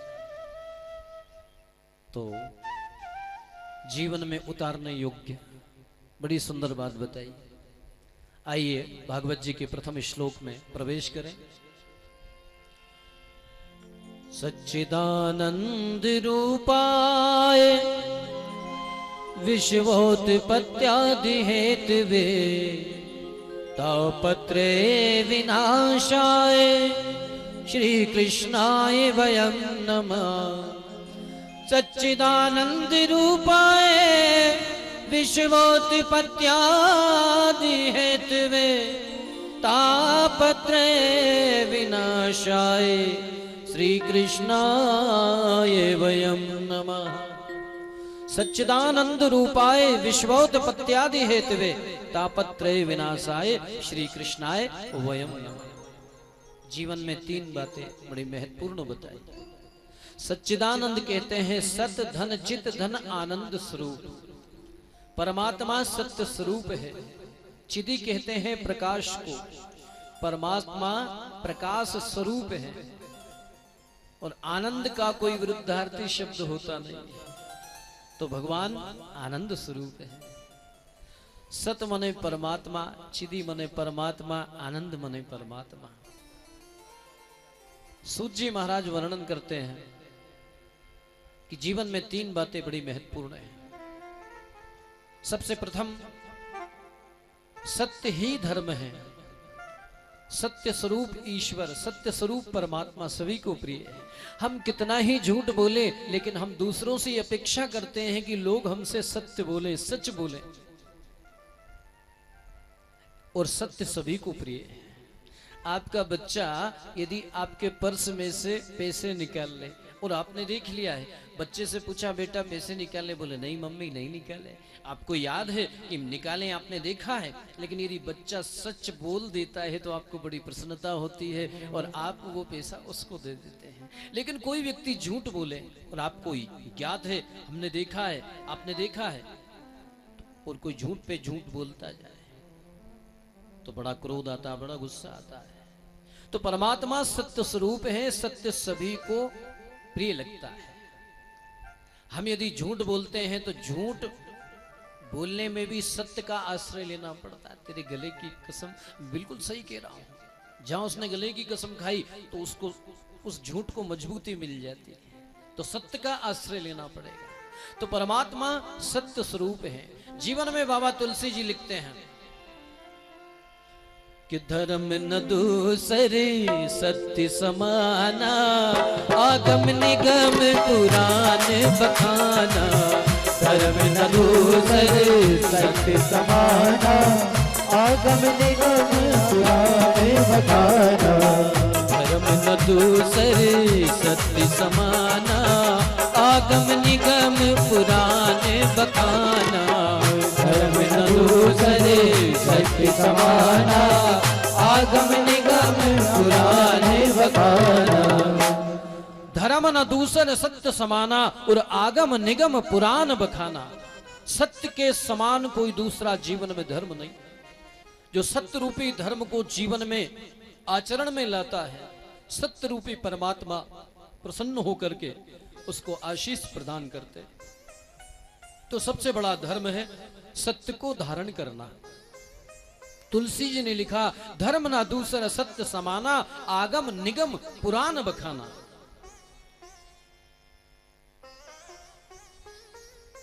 इसलिए जीवन में सत्य को धारण करो, अधिक से अधिक सत्य बोलने का प्रयास करो। जो व्यक्ति जीवन में अधिक से अधिक सत्य बोलता है, ठाकुर जी की कृपा प्राप्त होती है। महाभारत में सत्यकेतु राजा की कथा बताई। एक राजा, सत्यकेतु राजा था, घर के राजमहल में बैठा हुआ था और कुछ चिंतन कर रहा था। उसी समय एक सर्वांग सुंदर पुरुष, देव पुरुष प्रकट हुआ। राजा के आंखों के सामने से निकला। राजा ने पूछा, भैया तुम्हारा नाम क्या है, तुम्हारा परिचय क्या है और कहाँ जा रहे हो? उस व्यक्ति ने बताया कि राजन, मेरा नाम है दान, मैं जा रहा हूं। राजा ने उसको जाने दिया। थोड़ी देर के बाद एक और सुंदर पुरुष प्रकट हुआ, राजा की आंखों के सामने से होकर के निकला। राजा ने पूछा, भैया तुम्हारा नाम क्या है और कहाँ जा रहे हो? तो उस व्यक्ति ने बताया कि राजन, मेरा नाम है जस, मेरा छोटा भाई दान चला गया, मैं उसका बड़ा भाई हूं जस, मैं भी जा रहा हूं। उसके बाद एक सर्वांग सुंदरी नव यौवना, 16 वर्षीय नव यौवना 16 श्रृंगार करके और राजा के सामने से होकर के निकली। राजा ने पूछा, देवी जी आपका परिचय, आपका नाम क्या है और कहाँ जा रही हो? उस देवी ने बताया, राजन मेरा नाम है लक्ष्मी, मेरा भाई जस चला गया, मेरा एक और भाई दान चला गया, मेरा नाम है लक्ष्मी, मैं भी जा रही हूँ। राजा ने उसको भी जाने दिया। थोड़ी देर के बाद एक और सुंदर पुरुष प्रकट हुआ जिसका स्वरूप देवताओं जैसा था। राजा ने उसको पूछा, भैया तेरा नाम क्या है और कहाँ जा रहे हो? तो उस व्यक्ति ने बताया, राजन मेरा नाम है सत्य, मेरी बहन लक्ष्मी चली गई, मेरे 2 भाई दान और जस चले गए, मैं भी जा रहा हूँ। तो राजा खड़ा हुआ। राजा खड़ा होकर के सत्य रूपी परमात्मा के चरण पकड़ लिए और कहा कि प्रभु, मैंने जीवन में आपको कभी छोड़ा नहीं और आप मुझे अनाथ करके छोड़ के जा रहे हैं, मैं आपको जाने ही नहीं दूंगा। राजा ने उनके पैर पकड़ लिए, सत्य रूपी परमात्मा के पैर पकड़ लिए, जाने नहीं दिया। और तीनों लक्ष्मी, दान और जस एक जगह चौराहे पे खड़े होकर के अपने भाई की प्रतीक्षा कर रहे थे कि एक और हमारा भाई सत्य आ जाए, फिर हम छोड़ करके चले जाएंगे। लेकिन काफी देर तक प्रतीक्षा की, वो नहीं पहुंचे। तो तीनों ने सोचा कि जाकर के देखना तो चाहिए, क्यों नहीं आया? तो जो लक्ष्मी चली गई थी वो पुनः आ गई, जो दान चला गया था, जस चला गया था, वो वापस आ गया। तो कहा, संत लोग कहते हैं कि सत्य मत छोड़े सूरमा, सत्य छोड़े पथ जाए, और सत्य की बांधी लक्ष्मी लौट के वापस आए। सत्य मत छोड़े सूरमा, सत्य छोड़े पथ जाए, सत्य की बांधी लक्ष्मी लौट के वापस आए। तो जो लक्ष्मी चली गई थी वो वापस आ गई। किसके प्रभाव से? सत्य के प्रभाव से। जो जस चला गया था, दान चला गया था, लक्ष्मी चली गई थी, लेकिन राजा ने जीवन में सत्य को छोड़ा नहीं। परिणाम क्या हुआ कि जो लक्ष्मी गई थी वो वापस आ गई। तो तस् देहम च गेहम स्वयं लक्ष्मीर न मुंचती, उसके शरीर और उसके घर को कभी लक्ष्मी छोड़ती नहीं। इसलिए जीवन में प्रयास करो ज्यादा से ज्यादा सत्य बोलने का। जो ज्यादा से ज्यादा सत्य बोलता है, ठाकुर जी की कृपा प्राप्त होती है और देवी सद्गुण विकसित होने लगते हैं। चिति का मतलब होता प्रकाश, परमात्मा प्रकाश स्वरूप है, परमात्मा प्रकाश स्वरूप है। रात्रि हो जाती है, सूर्य नारायण अस्ताचल को चले जाते हैं, ये जगत में अंधकार व्याप्त हो जाता है। तो हम क्या करते हैं? हमारा स्वभाव प्रकाश में रहना, हमारा स्वभाव उजाले में रहना। हम बत्ती जला लेते हैं और बल्ब जला लेते हैं, क्यों? हमें अंधकार पसंद नहीं। तो हमारा स्वभाव क्या? प्रकाश में रहना, उजाले में रहना। तो परमात्मा प्रकाश स्वरूप है। और आनंद, आनंद का कोई विरुद्धार्थ शब्द होता नहीं, परमात्मा आनंद स्वरूप है।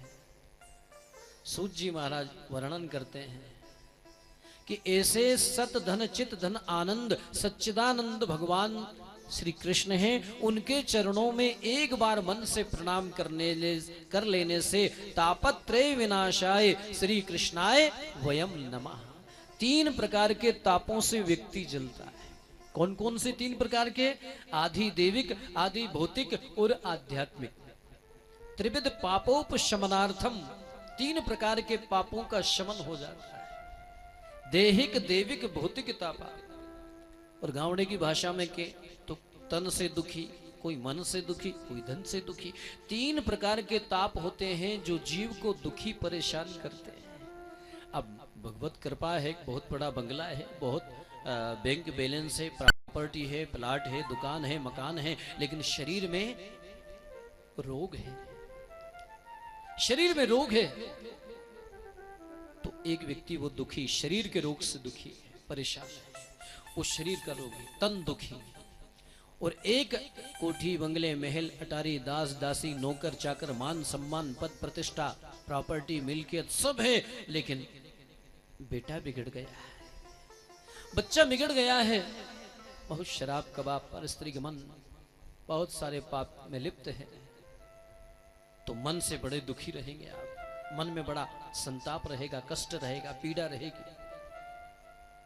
तो एक तन से दुखी, एक मन से दुखी, और कोई धन बिना रहता उदास। बेचारा सुबह से लेके रात भर शाम तक मजदूरी करता है और सायंकाल के समय वही 250 रुपए। अब 250 रुपए में अपना गुजारा करे, बच्चों को पाले, परिवार को पाले, पत्नी के शौक पूरे करे। तो 3 प्रकार के तापों से व्यक्ति जलता है। कोई तन दुखी, कोई मन दुखी, कोई धन बिना रहता उदास, थोड़े थोड़े सब दुखी, सुखी केवल राम के दास। जो भगवान के दास है वो सुखी है, बाकी नानक दुखिया सब संसार। ये सारा संसार दुखी परेशान। दीन कहे धनवान सुखी, धनवान कहे सुख राजा को भारी, और राजा कहे महाराजा सुखी, महाराज कहे सुख इंद्र को भारी। इंद्र कहे ब्रह्मा जी को सुख, ब्रह्मा कहे सुख विष्णु को भारी। तुलसीदास विचार कहे हरि भजन बिना सब जीव दुखारी। दीन कहे धनवान सुखी। जो गरीब लोग होते हैं वो सोचते हैं कि भैया सेठ जी दुखी, बहुत लंबे चौड़े बंगले में रहते होंगे, बड़ी प्रॉपर्टी, बड़ी दुकान, बड़ा बैंक बैलेंस, बड़ी मिल्कियत, बहुत सारे प्लाट। सेठ जी को पूछा, सेठ जी आप तो सुखी होंगे ना? दीन कहे धनवान सुखी, धनवान कहे सुख राजा को भारी। तो सुखी कोई भी नहीं है। सेठ जी कहेंगे मुझे सुख थोड़ी है। बोले सुख किसको? बोले महाराजा सुखी। महाराज से पूछो आप तो सुखी होंगे ना? तो महाराज कहेगा भैया मेरे बराबर दुखी परेशान व्यक्ति कोई दूसरा हो नहीं सकता। बोले सुखी कौन? बोले देवताओं के राजा इंद्र। वो सुखी इंद्र को पूछो, आप तो देवराज हैं, देवताओं के राजा हैं, आप तो सुखी होंगे ना? तो देवराज इंद्र ने कहा भैया मेरे बराबर दुखी परेशान कोई दूसरा नहीं। बोले फिर सुखी कौन? बोले ब्रह्मा जी सुखी हैं, कमल के फूल पे बैठे हुए हैं। ब्रह्मा को पूछो ब्रह्मा जी आप तो बड़े सुखी हैं। बोले भैया क्या बताऊं, सृष्टि मैंने बनाई लेकिन बड़ी चिंता, बड़ी वेदना, बड़ा कष्ट, बड़ी पीड़ा, बहुत सारा दुख है मुझे, तो मेरे बराबर दुखी संसार में कोई दूसरा हो नहीं सकता है। ब्रह्मा जी से पूछा आप सुखी? बोले भैया मैं सुखी नहीं। बोले सुखी कौन? तो बाबा तुलसी ने कहा कि हरि भजन बिना सब जीव दुखारी। हमने परमात्मा का भजन छोड़ दिया है, हमने सत्संग छोड़ दिया है, हमने धर्म कर्म छोड़ दिया है, इसलिए हम दुखी, इसलिए हम परेशान। एक छोटा बेटा जिसकी आयु है 6-7 साल, अपने पिता की उंगली पकड़ करके मेले में घूमने के लिए गया। बच्चा बड़ा प्रसन्न है, मेला देख रहा है, तरह तरह के झूले लगे हुए हैं, तरह तरह की चाट पकौड़ी की दुकान है, तरह तरह की मिठाइयों की दुकान है, तरह तरह के फुग्गे हैं, बैलून से तरह तरह की मिठाइयां हैं, खेल खिलौने हैं, बांसुरी है, झूले लगे हुए हैं, फल फूल है। बच्चा बड़ा प्रसन्न, बच्चा बड़ा प्रसन्न। पिता को कहा पापा पापा मुझे मिठाई खाना है। पापा ने उसको मिठाई दिलवाई, बच्चे ने मिठाई खाई, बच्चा बड़ा प्रसन्न। और बच्चे को देख के पिता भी बड़ा प्रसन्न है। थोड़ी दूर आगे गए, बच्चे ने झूला देखा, पापा पापा झूला झूलना है। पापा ने उसको झूला झुलवाया, बच्चा बड़ा प्रसन्न है, मेला देख रहा है, बाप की उंगली पकड़ी हुई है, बच्चा घूम रहा है, पापा पापा मुझे खेल खिलौने दिलाओ। उसके पापा ने उसको खेल खिलौने दिलाए, बच्चा बड़ा प्रसन्न है। और आगे गया, पापा पापा मुझे चाट पकौड़ी खाना है। पापा ने उसको चाट पकौड़ी खिलाई, बच्चा बड़ा प्रसन्न। बच्चों को देख के बाप बड़ा प्रसन्न है। अकस्मात पीछे से भीड़ का धक्का आया, बाप अलग बेटा अलग, मेला वही है, दुकानें वही हैं, लेकिन अब प्रसन्नता नहीं है। बच्चा रो रहा है, बाप दुखी है, परेशान है। क्यों? मेला वही है, बच्चा भी वही है, बाप भी वही है, मिठाइयों की दुकान भी है, झूले भी हैं, चाट पकौड़ी भी हैं, बैलून्स भी हैं, लेकिन अब बच्चा दुखी है, परेशान है, चिंतित है। बाप दुखी है, परेशान है, चिंतित है। कोई आयु में बड़ा होता है, लेकिन हम उसको बड़ा नहीं मानते हैं। बोले फिर किसको बड़ा मानते हैं? बोले जो ज्ञान में बड़ा है वो सबसे बड़ा है। तो किसी के पास बड़े कई प्रकार के होते हैं, किसी के पास धन की अधिकता हो तो उसको भी लोग सेठ जी जय श्री कृष्णा, सेठ जी जय श्री कृष्णा। धन अधिक हो तो उसको प्रणाम करते हैं। एक बड़ा वो होता है जिसके पास धन की अधिकता है, बहुत सारी प्रॉपर्टी है, मिल्कियत है, रसूख है, प्रभाव है, जलवा है, वर्चस्व है, प्रभुत्व है। एक बड़ा वो होता है। एक जिसकी भुजाओं में अपार बल, जिसके नाम से लोग थरथराते हैं, जिसका बड़ा आतंक, बड़ा प्रभाव, बड़ा दबदबा, तो वो जिधर से निकल जाते हैं, पहलवान जी पहलवान जी पहलवान जी। एक बड़ा वो होता है। एक बड़ा वो होता है जो आयु में बड़ा है। यदि आपके बीच में कोई 100 साल का व्यक्ति हो, वो सबसे बड़ा होता है। तो शौनकादिक महात्माओं ने कहा कि सूत जी हम उसको बड़ा नहीं मानते। बोले फिर बड़ा किसको मानते हो? तो कहा ते सर्वेपि ज्ञान वृद्धा किंकरा शिष्य किंकरा।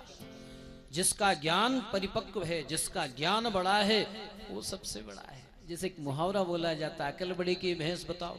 अगर एक नजरिए से देखें अकल बड़ी, और एक दृष्टि से सोचे तो भैंस बड़ी, लेकिन फिर भी लोग कहते हैं कि भैया अकल बड़ी, फिर भी लोग कहते हैं अकल बड़ी।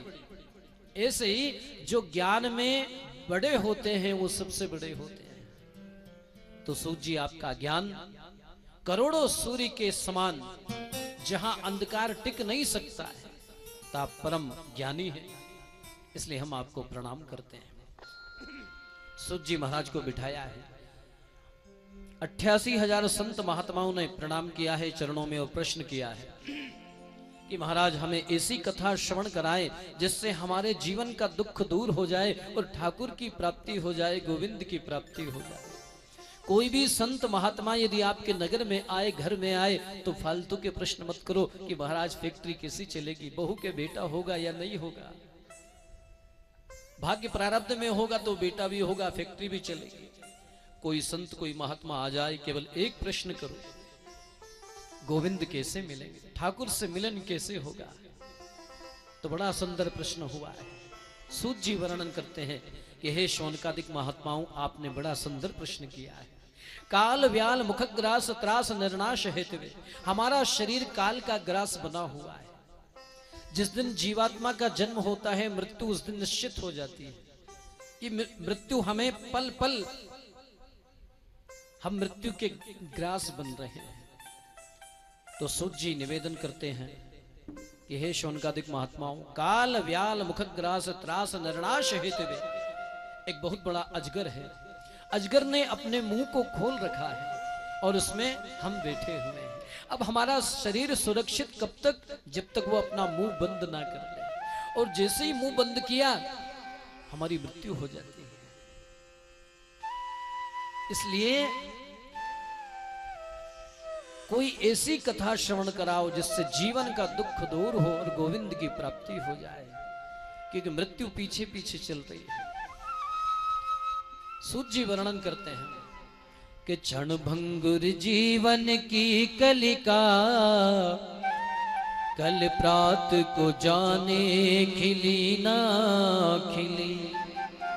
मलयाचल की शुचि शीतल मंद, सुगंध समीर चली ना चली। कलिकाल कुठार लिए फिरता, तन नम्र है चोट झिली ना झिली। रट ले हरि नाम हरि रसना, फिर अंत समय में हिली ना हिली। क्षण भंगुर जीवन की कलिका, कल प्रात को जाने खिली ना खिली। हमारा जीवन एक कली के समान बताया है।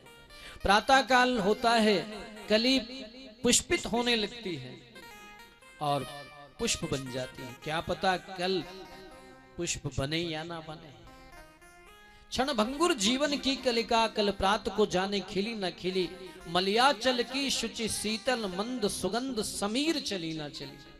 मलयागिरी पर्वत पर जहां चंदनों के वृक्ष लगे हुए हैं, जब समीर हवा चलती है तो बड़ी मधुर भीनी भीनी खुशबू आती। क्या पता वो समीर चले अथवा ना। कलिकाल कुठार लिए फिरता, तन नम्र है चोट झिली न झिली। हम कहीं जा रहे हैं, पीछे से किसी ने आकर के ठोका, हम गिरे, पता नहीं वो चोट हम बर्दाश्त कर पाए अथवा नहीं। कोई भरोसा है, गारंटी है। आज मैं आपको कथा सुना रहा हूं, 10 मिनट बाद की मेरे पास गारंटी नहीं है कि आपको कथा श्रवण करा पाऊं अथवा नहीं। क्षण भंगुर जीवन की कलिका। इसलिए संत कहते हैं कि रट ले हरि नाम हरि रसना, फिर अंत समय में हिली ना हिली। अरे जिप्या, परमात्मा का नाम स्मरण कर ले, क्या पता तेरा अंत समय आ जाए और तेरी वाणी पे परमात्मा का नाम आए अथवा ना आए। इसलिए सूत जी महाराज कहते हैं कि आपने बड़ा सुंदर प्रश्न किया। ये सौभाग्य तो देवताओं को भी प्राप्त नहीं होता है। एक बार महाराज परीक्षित को गंगा जी के घाट पे सुखदेव जी भागवत की मंगलमय कथा श्रवण करा रहे थे। उसी समय स्वर्ग के अभिमानी देवता सोने के घड़े में अमृत लेके आए और अमृत राजा को देकर के कहने लगे, राजन तुम्हें श्राप लगा है, आज से 7वें दिन सर्प के काटने से तू मृत्यु को प्राप्त हो जाएगा। ये भागवत का अमृत हमको दे दो और ये स्वर्ग का जो सुंदर अमृत है ये आप पान कर लीजिए। इसको पान करने से आप अमर हो जाएंगे। एक सर्प क्या 1000 सर्प भी यदि आपको काटेंगे आपका बाल बांका नहीं हो सकता। तो सुखदेव जी ने राजा परीक्षित की ओर देखा, कहा क्या चाहते हो, स्वर्ग का अमृत चाहते हो या भागवत कथा अमृत? तो राजा ने कहा कि गुरुदेव मुझे भागवत कथा अमृत का पान करना है। अब जैसे उन देवताओं ने श्रवण किया कि ये बड़ा अभिमानी राजा है, इस अमृत को प्राप्त करने के लिए हमें कितनी मशक्कत करनी पड़ी, लड़ाई झगड़ा करना पड़ा, तब जाकर के ये प्राप्त हुआ और ये मृत्यु लोक के अभिमानी इस व्यक्ति ने इस अमृत का बहिष्कार कर दिया। तुरंत गए हैं ब्रह्मा जी के पास, ब्रह्मा जी को सारी बात बताई। तो ब्रह्मा जी को भी बड़ी जिज्ञासा हुई, तो ब्रह्मा जी ने कांटा लगा करके तोला है। एक पलड़े पे दुनिया के तमाम वेद वेदांग रख दिए, दूसरे पल्ले पे श्रीमद् भागवत जी की किताब को रखा, श्रीमद् भागवत को रखा। जो तोलना प्रारंभ किया तो भागवत जी का पलड़ा भारी रहा। अरे वजन जिसमें होगा वही तो नीचे जाएगा। तब ब्रह्मा जी को स्मरण हुआ कि सृष्टि के आदि काल में भगवान नारायण ने ये चतुश्लोकी भागवत मुझे प्रदान करी थी। सूत जी महाराज वर्णन करते हैं कि एक बार देवऋषि नारद त्रिलोकी में भ्रमण कर रहे थे और भ्रमण करते करते सारे तीर्थों का परिभ्रमण किया तो हर जगह उनको कष्ट, दुख, परेशानी, चिंता, जिसको देखो वो परेशान है, चिंतित है, दुखी है, परेशान है। कहीं भी नारद जी को ऐसा व्यक्ति नहीं मिला जो कह दे कि भैया मैं सुखी। तीर्थों में गए तो वहां दुराचार के अड्डे हैं, अतिथि के प्रति उदासीनता, संतान में माता पिता की सेवा आदर भाव की कमी, सेवा सत्कार की कमी, विरक्त लोग जो विरक्त हैं उनके बड़े बड़े लग्जरी आश्रम हैं जिसमें तमाम भौतिक प्रसाधन हैं, लग्जरी गाड़ियां हैं। जो ग्रस्त लोग हैं वो दुखी हैं, परेशान हैं। तो नारद जी को बड़ी ग्लानि हुई, बड़ा दुख हुआ। नारद जी बद्रीनाथ धाम में सनकादिक ऋषि विराजमान रहते हैं। सनक, सनंदन, सनातन और सनत कुमार, ये 4 ब्राह्मण कुमार हैं। ये कभी इन पे काल का असर नहीं होता है, ये युवान बने रहते हैं। तो नारद जी को जैसे ही देखा, कहा बाबा नारद बड़े दुखी, बड़े परेशान दिखाई दे रहे हो, क्या बात है?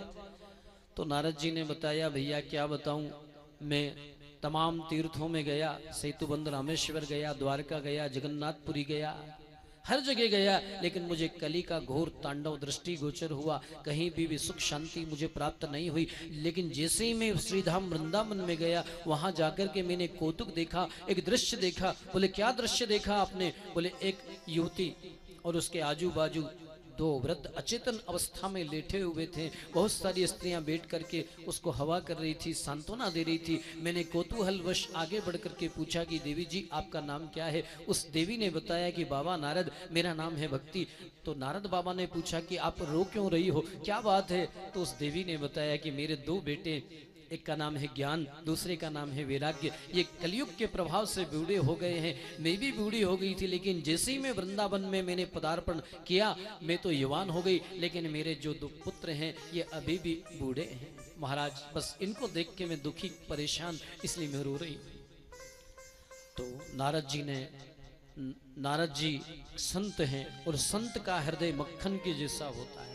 संत हृदय नवनीत समाना, मक्खन को थोड़ी सी गर्मी दिखा दो, मक्खन पिघलने लगता है। जैसे ही उस भक्ति माता ने कहा कि मैं बड़ी दुखी परेशान हूँ, मेरा दुख दूर कीजिए, आप जैसे संत का मुझे दर्शन हुआ है, और मैंने ऐसा शास्त्रों में कथाओं में श्रवण किया है कि आप उच्च कोटि के संत हैं, और आप जैसे परम संत का आज मुझे दर्शन हुआ है। अब मुझे ये विश्वास हो गया है कि मेरे जीवन का दुख दूर हो जाएगा। सज्जनों, निवेदन करूं, बागों में बहार आती है जब बसंत आता है, बागों में बहार आती है जब बसंत आता है, और जीवन में बहार आती है जब कोई जीवन में कोई संत आता है। तो आज भक्ति माता को बाबा नारद का दर्शन हुआ है, भक्ति को यह विश्वास हो गया कि अब मेरे जीवन का दुख दूर होगा। इसलिए बाबा तुलसी ने लिखा कि प्रथम भगति संतन कर संगा, दूसरी रति मम कथा प्रसंगा। प्रथम भगति संतन कर संगा, दूसरी रति मम कथा प्रसंगा। गुरुपद पंकज सेवा रामा, तीसरी भगति अमान सिया रामा। गुरुपद पंकज सेवा रामा, तीसरी भगति अमान सिया रामा। प्रथम भगति संतन कर संगा, दूसरी रति मम कथा प्रसंगा। प्रथम भगति संतन कर संगा, दूसरी रति मम कथा प्रसंगा। पहली भक्ति बताई, संतों का संग कर लेना आपकी भक्ति हो जाएगी। प्रथम भक्ति संतन कर संगा, पहली भक्ति है संतों का संग करना। जो व्यक्ति संत और शास्त्र की शरण में बैठता है, उसका कभी अमंगल होता नहीं। तन की शुद्धि पानी से और मन की शुद्धि संत की वाणी से। तन को सजाने के लिए श्रृंगार और मन को सजाने के लिए सद्विचार। तन बीमार हो जाए, शरीर बीमार हो जाए तो तन का इलाज वैद्य करता है, और मन बीमार हो जाए तो मन का इलाज भागवत रूपी वेद करता है। ये पंचम वेद निराला, ये पांचवा वेद है। शरीर को पुष्ट करने के लिए व्यायाम चाहिए, और मन को पुष्ट करने के लिए हरि नाम चाहिए। तो आज भक्ति माता को ये भरोसा हो गया है कि आप जैसे परम संत का मुझे दर्शन हुआ है बाबा, तो आज मेरे जीवन का दुख दूर हो जाएगा। इसलिए संतों का सम्मान करना चाहिए, संतों की शरण में बैठना चाहिए, संतों का संग करना चाहिए। संतन के संग लाग रे तेरी अच्छी बनेगी। संतन के संग लाग रे तेरी अच्छी बनेगी। होए तेरो बड़े भाग रे तेरी बिगड़ी बनेगी।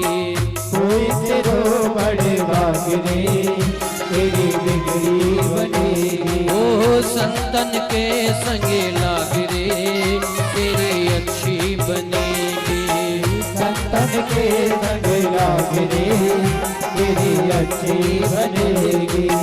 होए तेरो बड़े भाग रे तेरी बिगड़ी बनेगी। होए तेरो बड़े भाग रे तेरी बिगड़ी बनेगी।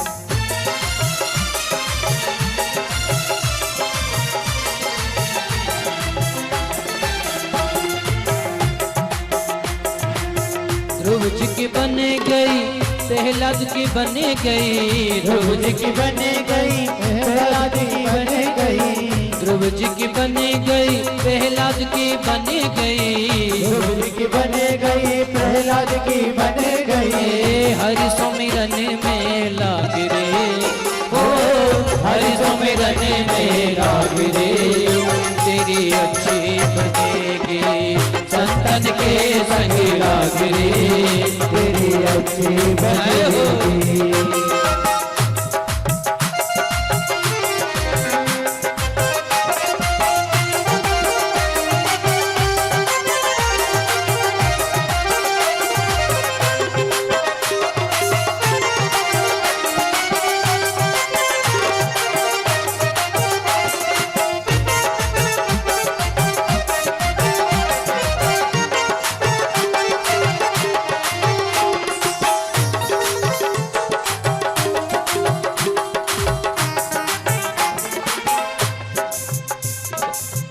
कागा से तो है हंस बनावे, कागा से तो है हंस बनाए, कागा से तो है हंस बनावे, कागा से तो है हंस बनाए, मिट जाए उड़ के दाग रे, ओ मिट जाए उनके दाग रे, ओ तेरी अच्छी बनेगी सत्पन के संग लाग रे, तेरी अच्छी बनेगी। होए तेरो बड़ भाग रे, तेरी बिगड़ी बनेगी, होए तेरो बड़े भाग रे, तेरी बिगड़ी बनेगी।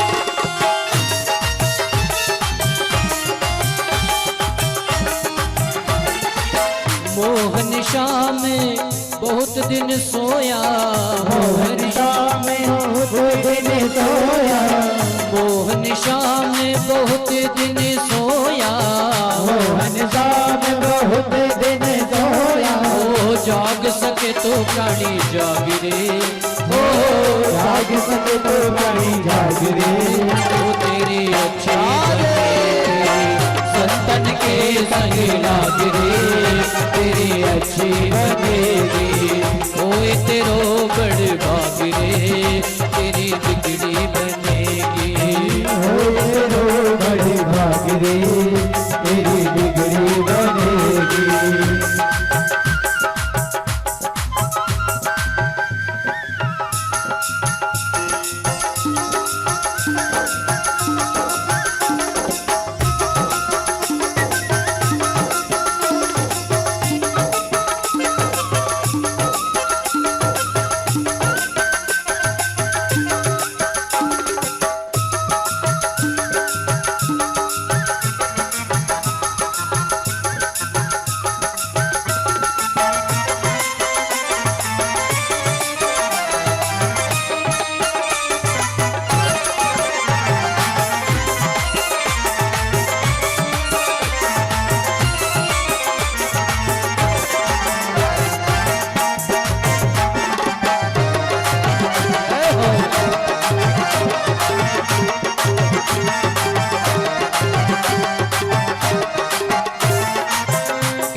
कबीरा सुन भाई साधो, कहत कबीरा सुन भाई साधु, लाग सके तो मन लाग रे, ओ लाग सके तो मन लाग रे, ओ तेरी अच्छी बनेगी संत बन के संग लाग रे, तेरी अस्सी बनेगी।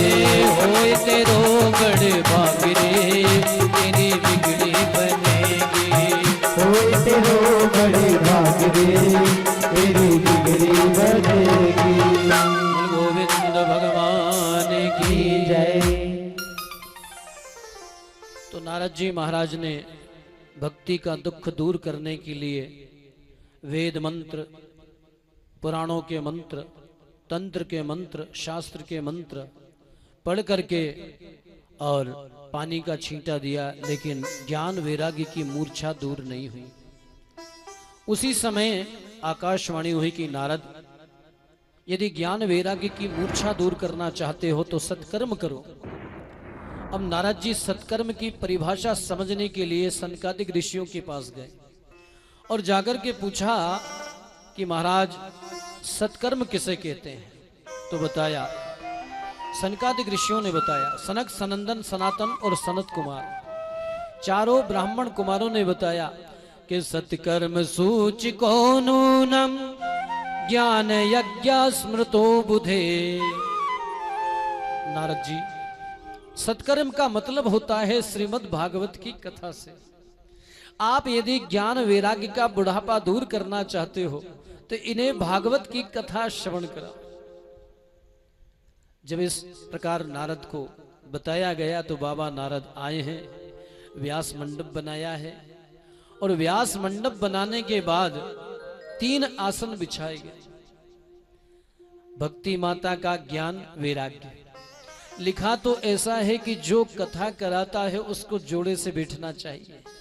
अब नारद जी विरक्त संत हैं, पत्नी कहां से लाए? तो विधान ये है कि जब भी कोई अनुष्ठान कराएं, कथा कराएं, जोड़े से बैठ करके यदि हम उस अनुष्ठान को करते हैं तो उसमें हमको 100% सफलता प्राप्त हो जाती है। तो नारद जी महाराज आज श्रोता बने हैं। ज्ञान और वैराग्य का बुढ़ापा दूर करने के लिए, भक्ति का दुख दूर कराने के लिए बाबा नारद जी ने श्रीमद् भागवत की कथा कराई है। अब नारद जी ऐसे संत हैं जो 2 घड़ी से ज्यादा कहीं टिकते नहीं, और सनकादिक ऐसे संत हैं जो कहीं जाते नहीं। अब ये समाचार दिग दिगंत में फैल गया, तो जितने भी देवता थे, तीर्थ थे, मनुष्य का रूप लेकर के देखने के लिए आ गए। क्या देखने के लिए आए? ये देखने के लिए आए कि नारद जी विरक्त संत हैं, 2 घड़ी से ज्यादा कहीं टिकते नहीं, तो ये 7 दिन तक कैसे कथा श्रवण करेंगे? तो देखने के लिए आए हैं। संसार में कई ऐसे लोग होते हैं जिनका मकसद कथा श्रवण करना नहीं होता, वो देखने आते हैं। क्या महाराज कैसे हैं, म्यूजिशियन कैसे हैं, साउंड सिस्टम कैसा है, मंच कैसा है। हर आदमी भगवान का भक्त थोड़ी होता है। गीता में मेरे गोविंद कहते हैं कि अर्जुन, 100 में कोई एक व्यक्ति होता है जो मुझ परमात्मा को प्राप्त करने के लिए प्रयत्न करता है। तो बताया, श्रोता सुनने के लिए आए, देवता आए मनुष्य का रूप लेके, तमाम तीर्थ आ गए, संत महात्मा आ गए। नारद जी 7 दिन तक एक आसन पे बैठ के कैसे कथा श्रवण करके करेंगे, देखने के लिए आए। तो सज्जनों निवेदन करूं, श्रोता 3 प्रकार के होते हैं। एक होता है श्रोता, एक होता है श्रोता, एक होता है श्रोता। श्रोता ए ग्रेड वाले, वो समय से पहले आकर के इस स्थान पे बैठ जाएंगे। बड़ी श्रद्धा मन में, बड़ा भाव, बड़ा विश्वास, और विश्वास पूर्वक, श्रद्धा पूर्वक ठाकुर जी की मंगलमय कथा को जीवन में उतार के ले जाते हैं, उसको आचरण में लाते हैं, उनके जीवन का दुख दूर होता है। एक होता है सरोता। सरोते का काम है कटिंग करना, सुपारी काटना। आकर के बैठ तो गए, अब वो कथा की कटिंग करेंगे। अरे ये ऐसा ही नहीं कथा में, क्या हमने कथा नहीं पढ़ी? ये अपने महाराज ने लगा दिए अपने दीपक डंडे, ये कथा में है ही थोड़ी, ये कथा में बिल्कुल नहीं है, ये महाराज ने अपनी तरफ से लगा दिया। उनका काम है केवल कटिंग करना। एक होता सोता। अब सोता घर में क्या करे? अब बहू सोने नहीं दे तो सासू जी सोचे कि यार अच्छा खंडेलवाल जी आपने भागवत जी करा ली, तो वो आए पीछे की सीट पे बैठ जाए, ने छेड़ा काट के 3 घंटे मजे से ऐसी समाधि लगे, और जब जय जयकार हो भगवान की आरती हो तो उनको पता पड़ गया अब आरती होने वाली है। 3 घंटे से मजे से बढ़िया अच्छी समाधि लग जाती है, नींद ले लेती है। अब घर छोरा छोरी सोने देनी, बहू उन काम बता दे कि सासू जी बिठिया कहीं झाड़ू बुआरी कर लो, ये कर लो, फलाना कर लो, गेहूं मिल लो, ऐसा कर लो। अब सोचे कि ये काम बढ़िया चोखा काम है, तो आके कई लोग सो जाते हैं। तो 3 प्रकार के श्रोता हैं। तो नारद जी ने कथा कराई, क्यों कराई? ज्ञान वैराग्य का बुढ़ापा दूर हो, भक्ति का कष्ट दूर हो। तो जितने भी देवता थे, जितने भी तीर्थ थे, मनुष्य का रूप लेके सुनने नहीं आए, देखने आए। क्या कि नारद तो कहीं 2 घड़ी से ज्यादा टिकते नहीं, ये 7 दिन तक एक आसन पे बैठ के कथा श्रवण कैसे करें? तो सूत जी महाराज वर्णन करते हैं कि राजन 7 दिन तक एक आसन पे बैठ करके नारद जी ने कथा सुनी है। ज्ञान वैराग्य का बुढ़ापा दूर हुआ, भक्ति माता का दुख दूर हो गया। भक्ति माता झूमने लगी, नाचने लगी, और उसी समय भगवान प्रकट हो गए। भगवान प्रकट हो गए, ठाकुर जी प्रकट हो गए, देवताओं ने फूलों की वृष्टि की। बड़ा आनंद है, भक्ति माता का दुख दूर हो गया है, ज्ञान वैराग्य का बुढ़ापा दूर हो गया है। आज साक्षात भक्ति माता झूमने लगी, नृत्य करने लगी है, और ठाकुर से रहा नहीं गया। भक्ति ने पूछा कि मैं कहाँ जाऊं? तो कहा कि जितने भी भक्त हैं सबके हृदय में जाकर के और बैठ जाइए। भक्ति माता तमाम भक्तों के हृदय में जाकर के विराजमान हो गई। बोलो गोविंद भगवान की। तो सज्जनों निवेदन करूं, भागवत कोई किताब नहीं है, भागवत कोई पोथी नहीं है। भागवत के विषय में बताया, श्रीमद् भागवताख्योयम प्रत्यक्ष कृष्ण एव ही, ये साक्षात ठाकुर जी का वांगमय विग्रह है, और जो इसको श्रवण करता है उसके जीवन का दुख दूर होता है। तो सूत जी महाराज वर्णन करते हैं कि सदा सेव्या श्रीमद् भागवती कथा, यस्य श्रवण मात्रेण हरिश्चित्तम समाशयेत। सदा सेव्या श्रीमद् भागवती कथा।